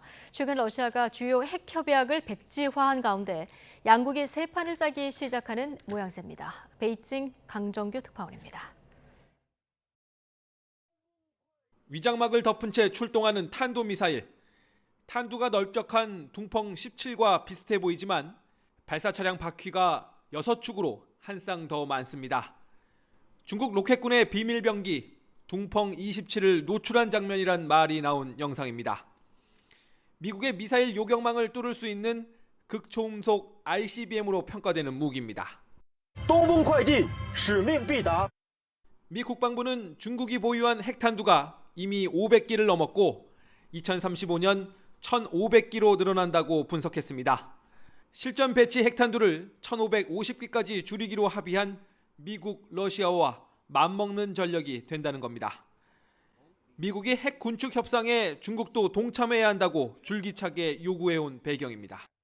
We have stated our willingness to engage in bilateral arms control discussions with Russia and with China without preconditions. 그동안 핵 군축 참여를 거부하던 중국이 태도를 바꿔 미국과 협상 테이블에 마주 앉기로 했습니다. 이번 달 중순 미중 정상회담을 앞둔 시점입니다. 中美将于下周在华盛顿举行司级军控和防扩散磋商。 우크라이나 전쟁에 수렁에 빠진 러시아가 핵 군축 중단에 이어 핵실험 금지 조약도 백지화한 가운데 미국과 중국이 새 판을 짜기 시작하는 그림입니다. 지금의 핵 군축 기준에 맞추려면 중국은 오히려 핵탄두를 늘려야 하는 상황. 따라서 초점은 AI 군사화 같은 미래 전장의 룰을 정하는 데 맞춰질 전망입니다. 미국 입장에선 베일에 쌓인 중국의 핵 전력과 최근의 전략 변화를 탐색해 볼 기회입니다. 중국으로선 그만큼 향후 핵 전력 강화에 자신감을 드러낸 걸로 풀이됩니다. 베이징에서 YTN 강정규입니다. 미국이 러시아의 우크라이나 전쟁 수행을 도운 중국 등 제3국 기업과 개인을 무더기로 추가 제재했습니다. 미국 재무부는 중국, 튀르키예, 아랍에미리트 등에 걸친 약 130개 법인과 개인을 제재 리스트에 새롭게 올렸다고 밝혔습니다. 중국은 이에 대해 지난 9월과 10월 미국이 러시아와 연관성을 이유로 중국 기업들을 제재했을 때와 마찬가지로 일방적, 패권주의적 행위라며 반발했습니다.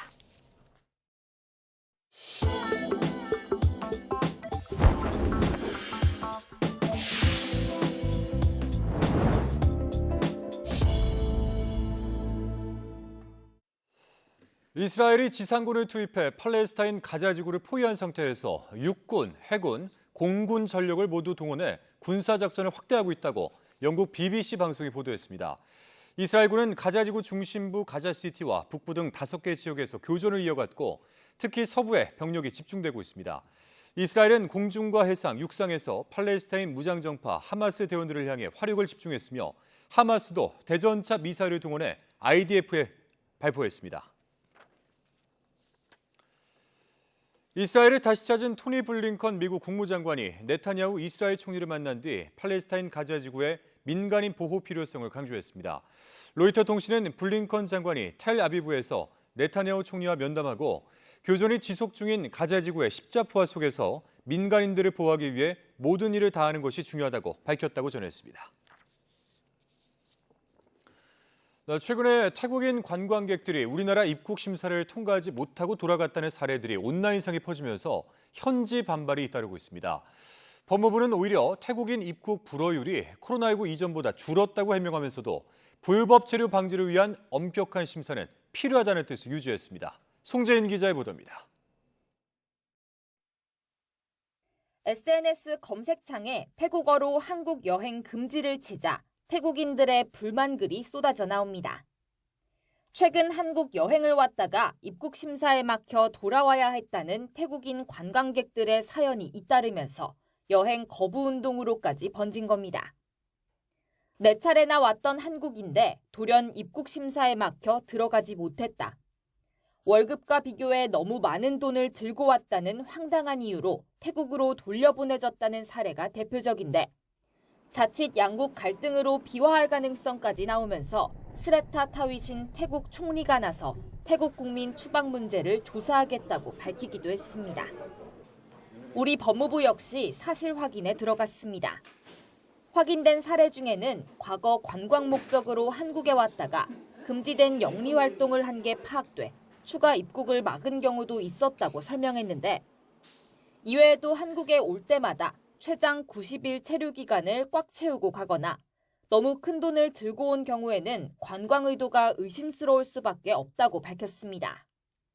무엇보다 실제 통계를 보면 태국인 입국 불허율은 2019년과 비교해 오히려 줄었다며 태국만 겨냥해 차별하는 게 아니라고 해명했습니다. 최근 논란이 커지는 건 코로나19 유행이 끝나고 다시 국내 여행 수요가 많아지면서 불허 사례가 활발히 공유되고 있기 때문인 것 같다고 분석했습니다. 다만 국내 태국인 체류자 가운데 78%가 불법 체류 상태인 만큼 상대적으로 엄격한 입국 심사는 불가피하다고 강조했습니다. 법무부가 긴급 진화에 나서긴 했지만 사실상 현재 제도상 큰 문제가 없다는 입장을 내면서 태국 현지의 불만이 조속히 사그라지긴 어려울 것으로 보입니다. YTN 송재인입니다. 네, 오늘 아침 경부고속도로에서 버스 5대가 연달아 추돌하며 60명 가까운 부상자가 발생했습니다. 사고 여파로 한때 부산 방향 5차선 고속도로가 전부 통제되며 출근길에 극심한 정체가 빚어졌습니다. 박정현 기자입니다. 고속도로 한복판에 버스 여러 대가 어지럽게 뒤엉켜 있습니다. 사고 현장을 뛰어다니며 부상자들을 다급히 구급차로 옮기는 소방대원의 모습도 보입니다. 그야말로 아수라장으로 변해버린 고속도로. 사고 현장 뒤로는 차량 수십 대가 옴짝달짝 못한 채 발이 묶였습니다. 사고가 난 건 아침 7시 20분쯤. 경부고속도로 수원나들목 부산 방면 버스 전용 차로에서 달리던 관광버스가 앞서가던 다른 버스와 부딪히면서 연쇄추돌로 이어졌습니다. 이 사고로 맨 뒤에 있던 버스기사가 크게 다쳐 병원으로 옮겨졌고 광역버스와 통근버스 등 5대에 타고 있던 승객 58명도 치료를 받았습니다. 또 사고 여파로 한때 부산 방향 5개 차선 통행이 모두 막히면서 2시간 넘게 극심한 차량 정체가 빚어졌습니다. 평소와 같이 출근길이었는데 앞에 경찰차가 있어가지고 반대편 차선을 보니까 구급차하고 경찰차들이 엄청 많이 있더라고요. 그게 신갈에서부터 판교까지 쭉 이어졌었고요. 당시에 환자도 이송하는 중이었기 때문에 정체가 상당히 오랜 시간 지속된 걸로. 경찰은 버스기사가 앞을 제대로 보지 않고 운전하면서 사고를 낸 것으로 보고 정확한 경위를 조사하고 있습니다. YTN 박정현입니다. 문재인 전 대통령을 향해 신발을 던졌다가 재판에 넘겨졌던 정창욱 씨가 대법원에서 무죄를 확정받았습니다. 정 씨는 지난 2020년 7월 16일 제21대 국회 개원연설을 마치고 국회의사당을 나서던 문 전 대통령을 향해 신발을 던졌다가 공무집행 방해죄 등으로 경찰에 체포됐습니다. 그러나 1심 법원은 신발이 실제 문 전 대통령 주변까지 닿지 못한 점 등을 이유로 직무집행을 방해할 만한 정도는 아니었다며 공무집행 방해 무죄를 선고했고 2심 법원은 국회 본관 계단은 열린 공간이라며 건조물 침입 혐의도 무죄로 뒤집었습니다. 오물과 쓰레기로 가득한 다세대 주택에서 살던 개 24마리가 지자체에 긴급 구조됐습니다. 경북 경주시는 동물보호단체 경찰과 협조해서 안강읍에 있는 다세대 주택에서 개 24마리를 긴급 구조해 보호센터로 보냈다고 밝혔습니다. 보호센터는 17마리를 새 가족에게 입양시켰고 새끼를 뺀 나머지 7마리는 출산한 뒤 입양자를 기다릴 예정입니다. 경찰은 60대 개 주인을 동물보호법 위반 혐의로 불구속 송치했습니다. 중국 공장에서 직원이 맥주 원료에 방류하는 영상이 공개돼 논란이 일었던 칭따오 맥주 수입사가 국내용 모든 제품에 대해서 정밀 검사를 의뢰하기로 했습니다. 칭따오 맥주 수입사 비어케이 측은 검사 결과가 나오는 대로 공개하고 조만간 공식적인 현지 공장 실사도 진행하겠다고 덧붙였습니다. 해당 영상에 대해서는 칭따오 맥주 공장 노동자 한 명이 하역 작업 후 트럭에 남은 맥주 원료에 방류했고 이 모습이 담긴 차량 블랙박스 영상을 또 다른 노동자가 유출한 것이라고 설명했습니다. 윤석열 대통령이 소상공인의 고금리 부담을 덜어주기 위해서 저리 융자 자금 4조 원을 내년 예산에 반영했다고 밝혔습니다. 또 고금리 대출을 저금리 대출로 바꿔주는 지원 대책을 준비하고 있다고 설명했습니다. 조은재 기자입니다. 올해로 18년째를 맞은 소상공인 대회에 현직 최초로 참석한 윤석열 대통령은 우리 경제의 뿌리이자 민생 근간이 소상공인이라고 추켜 세웠습니다. 그러면서 낮은 금리로 융자를 받을 수 있도록 관련 예산 4조 원을 책정했다고 밝혔습니다. 저리 융자 자금 4조 원을 내년 예산에 반영했습니다. 고금리 대출을 저금리 대출로 바꿔주는 특단의 지원 대책도 준비하고 있습니다. 저금리 대출로 바꿔주는 대환 대출 금리는 4%대에서 정해질 걸로 알려졌습니다. 윤 대통령은 또 정부가 선 지급한 코로나 재난지원금에 대해 8천억 원의 환수금을 면제한다는 기존 방침을 설명하면서 가스요금 분할 납부제와 노후 냉난방기 교체 등 지원책도 거듭 강조했습니다. 윤 대통령은 양질의 일자리를 만드는 건 소상공인 보호 지원과 뗄 수 없는 동전의 양면이라고 말했습니다. 정상 외교를 통해 우리 기업의 운동장을 전 세계로 넓히면 그 혜택이 시장으로 선순환된다는 설명도 곁들였습니다. 소비 수준을 끌어올려서 여러분들에게도 도움이 될 뿐 아니라 소상공인들의 직역을 새로이 진입해서 여러분들을 힘들게 하지 않도록 하기 위함입니다. 따뜻한 정부가 되겠다는 마지막 말에 소상공인 2천여 명은 박수갈채를 보냈고 윤 대통령은 어퍼컷 세레머니로 화답했습니다. 대통령실은 윤석열 정부의 1호 국정과제가 코로나 피해 소상공인의 회복과 도약이라면서 약속을 지키고 민생을 챙기는 행보를 강조했습니다. YTN 조은지입니다. 더불어민주당이 오는 9일 본회의에서 노란봉투법과 방송 3법 처리를 예고한 가운데 국민의힘은 이에 맞서 무제한 토론, 필리버스터에 초재선 의원들을 모두 참여시키기로 했습니다. 윤재욱 원내대표는 오늘 무제한 토론 점검회의를 마친 뒤 기자들과 만나 4개 법안 각각에 15명 이상, 1인당 3시간 이상 발언 기준을 제시했다며 이같이 밝혔습니다. 국민의힘이 필리버스터에 나서더라도 민주당 등 야당이 과반 의석을 차지하고 있어서 이들 법안 처리를 아예 막을 수는 없는데 여당은 그렇게 될 경우 윤석열 대통령에게 거부권 행사를 건의하겠다는 방침입니다. 더불어민주당은 노란봉투법으로 불리는 노조법 2, 3조 개정안은 헌법이 보장한 최소한의 기본적 인권을 지키기 위한 국민인권법이라며 오늘 9일 본회의 처리 방침을 거듭 강조했습니다. 홍익표 원내대표는 오늘 간담회에서 노란봉투법에 대해 이념적 색깔을 칠하고 노조와 기업을 편가르려는 시도가 있었다면서 이같이 밝혔습니다. 윤영덕 원내대변인은 간담회 뒤 기자들과 만나 국민의힘이 노란봉투법 무제한 토론, 이른바 이 필리버스터를 예고한 데 대해 오늘부터 민주당도 자발적 토론 참여자를 모집하고 있다고 전했습니다. 서울 이태원 골목에서 159명이 희생된 참사가 일어난 지 이제 1년이 지났습니다. 더 안전한 사회를 만들기 위해 우리는 반복되는 참사에서 무엇을 배워야 할까요? 이태원 참사 유가족들과 지난 30년 동안 발생했던 사회적 재난의 생존자들을 신하은 PD가 직접 만나봤습니다. 이른 아침 서울광장 한편에 있는 분향소의 문이 열립니다. 이태원 참사 희생자 유족들이 체온을 나누는 공간입니다. 처음에는 아이의 명복을 비는 공간이었는데 이제는 제가 살아가려고 거기 가요, 솔직히. 그 녹사평에 처음 분향소 차리면서부터 유가족분들 만나면서부터 그때부터 제대로 된 밥을 먹기 시작했어요, 저는. 참사 99일 되던 날, 분향소는 이태원에서 서울광장으로 옮겨지면서 시민들과 함께 그날을 기억하는 곳이 되었습니다.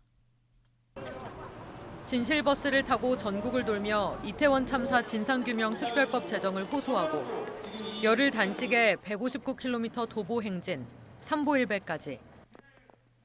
참사의 진실에 다가서기 위한 유족들의 일년은 이렇게 흘렀지만 특별법 제정까지는 갈 길이 멉니다.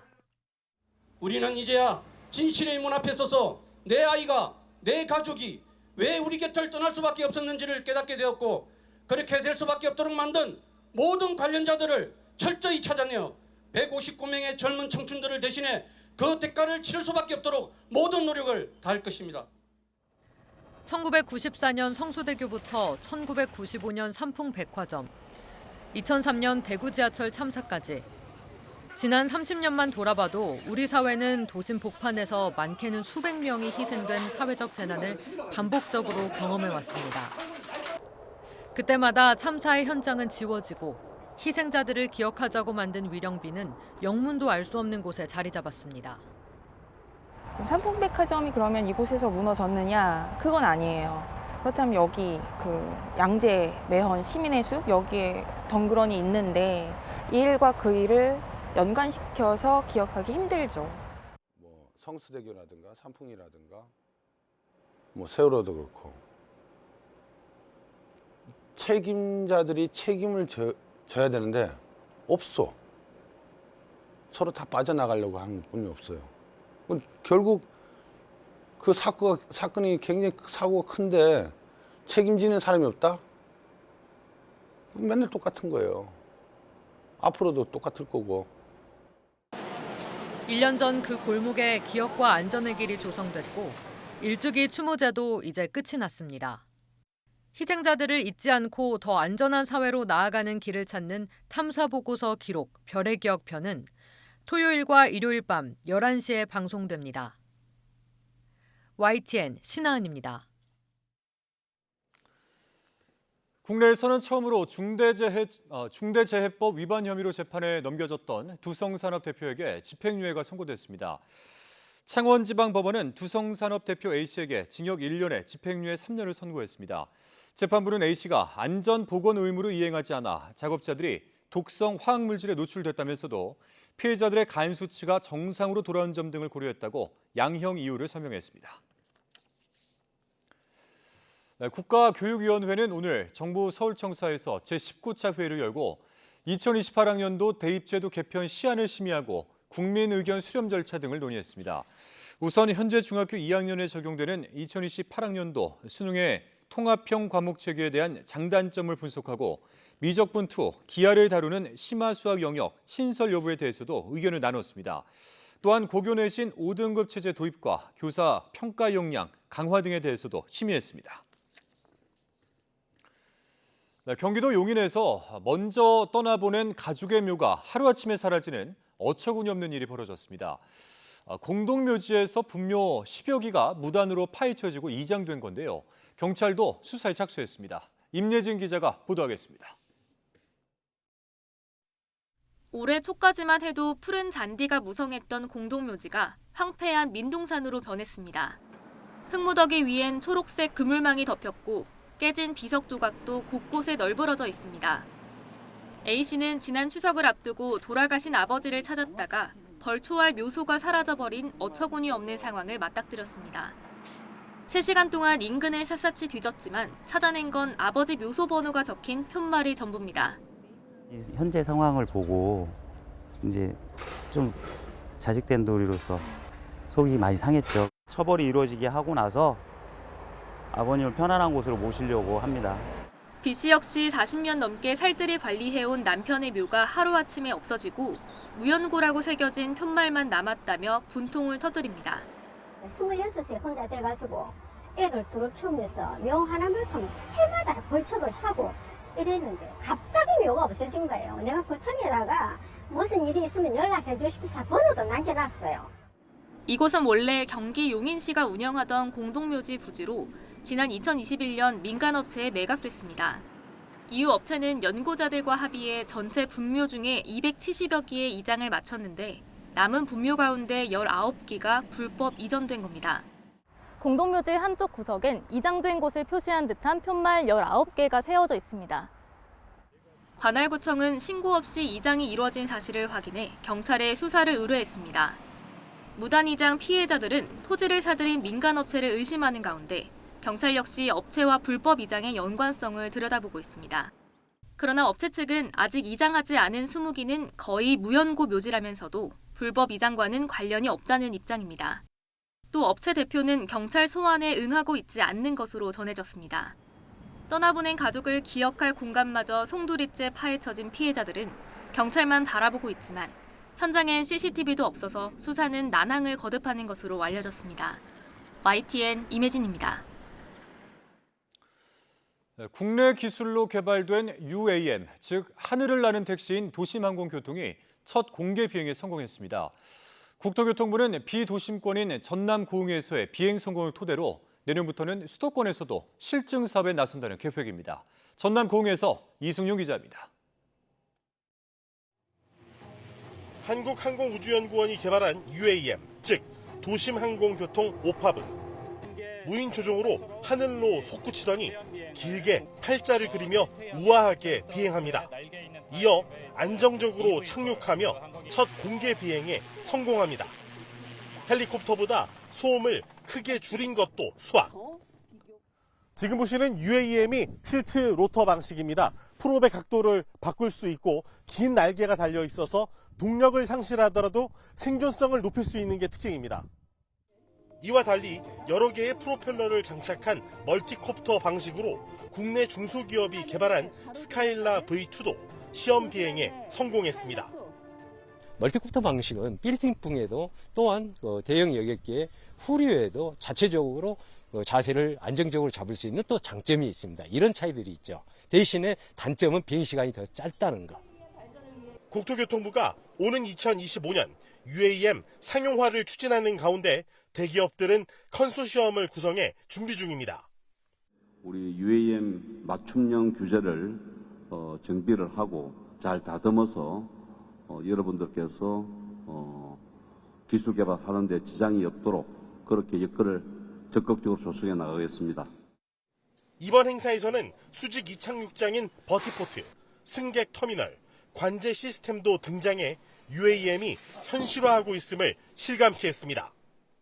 국토부는 올해까지는 비도심인 이 전남 고흥에서 UAM 실증 사업을 진행했지만 내년부터는 도심인 서울과 경기, 인천 지역 등에서 UAM 실증 사업을 이어나간다는 계획입니다. 전남 고흥에서 YTN 이승윤입니다. 대서양에서 발달한 폭풍 시아란이 프랑스 등 서유럽 일대를 강타하면서 각국에서 피해가 속출했습니다. 돌풍으로 쓰러진 나무에 깔려 숨지는 사고가 잇따랐고 120만 가구의 전기 공급이 중단되기도 했습니다. 김진호 기자입니다. 프랑스 북부 블로뉴 시르메르의 해안가에 거대한 파도가 몰아칩니다. 중심기압 953헥토파스칼로 일부 지역에서는 순간 최대 풍속이 시속 207km를 기록할 정도로 강력한 폭풍입니다. 대형 트럭도 바람을 이기지 못하고 쓰러졌습니다. 고속도로는 곳곳이 통제됐습니다. 대서양에 면한 브루타뉴와 노르망디 지역이 큰 타격을 받았습니다. Ce qui est certain, c'est qu'il faut continuer à faire attention, puisque pour la Normandie et les Hauts-de-France, jusqu'à 18h, 20h, il y aura des vents extrêmement violents. Et donc, cette période de tempête n'est pas terminée. Il faut continuer à être... 강한 바람에 나무들이 송전선이나 철탑 위로 쓰러지면서 일대 120만 가구의 전기 공급이 중단됐습니다. 쓰러진 나무가 자동차를 덮쳐 운전자가 숨지는 등 프랑스에서 2명이 사망했습니다. 인접 국가에서도 피해가 잇따랐습니다.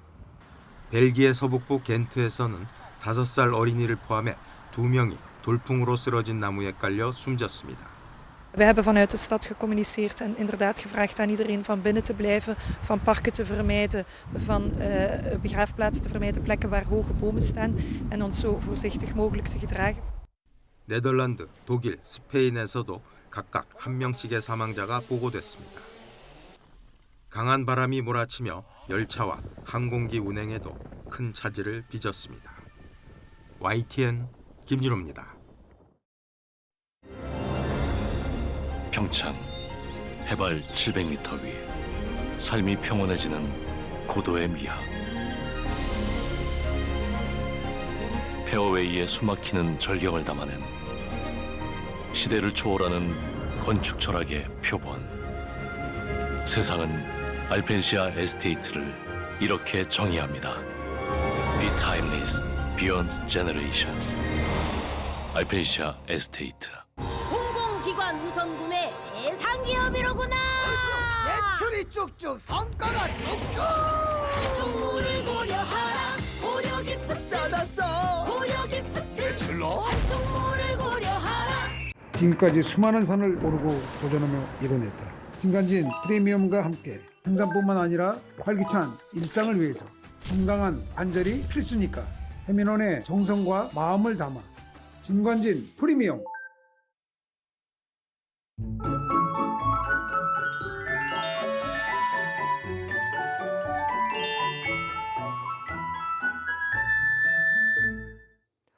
주말인 내일도 기온이 크게 오르며 날이 온화하겠습니다.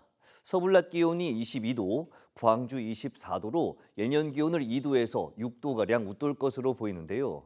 다만 충청과 남부 내륙은 오후까지, 동해안과 남해안, 제주도는 종일 산발적으로 비가 내리는 곳이 있겠습니다. 비의 양은 5에서 50mm가 되겠고 제주도에는 돌풍과 벼락이 동반되는 곳이 있겠습니다. 또 수도권과 충남에는 오전까지 미세먼지 농도가 짙게 나타나는 곳도 있겠습니다. 내일 아침 기온은 서울이 14도, 대전 16도, 광주 16도, 부산 18도로 예년 기온을 10도 안팎으로 크게 웃돌며 많이 쌀쌀하지 않겠습니다. 낮 기온은 서울이 22도, 대전 21도, 광주 24도, 부산 22도까지 오르겠습니다. 일요일부터 월요일 사이 다시 전국에 비가 오겠고 중부지방을 중심으로 돌풍과 벼락을 동반한 강하고 많은 비가 쏟아지겠습니다.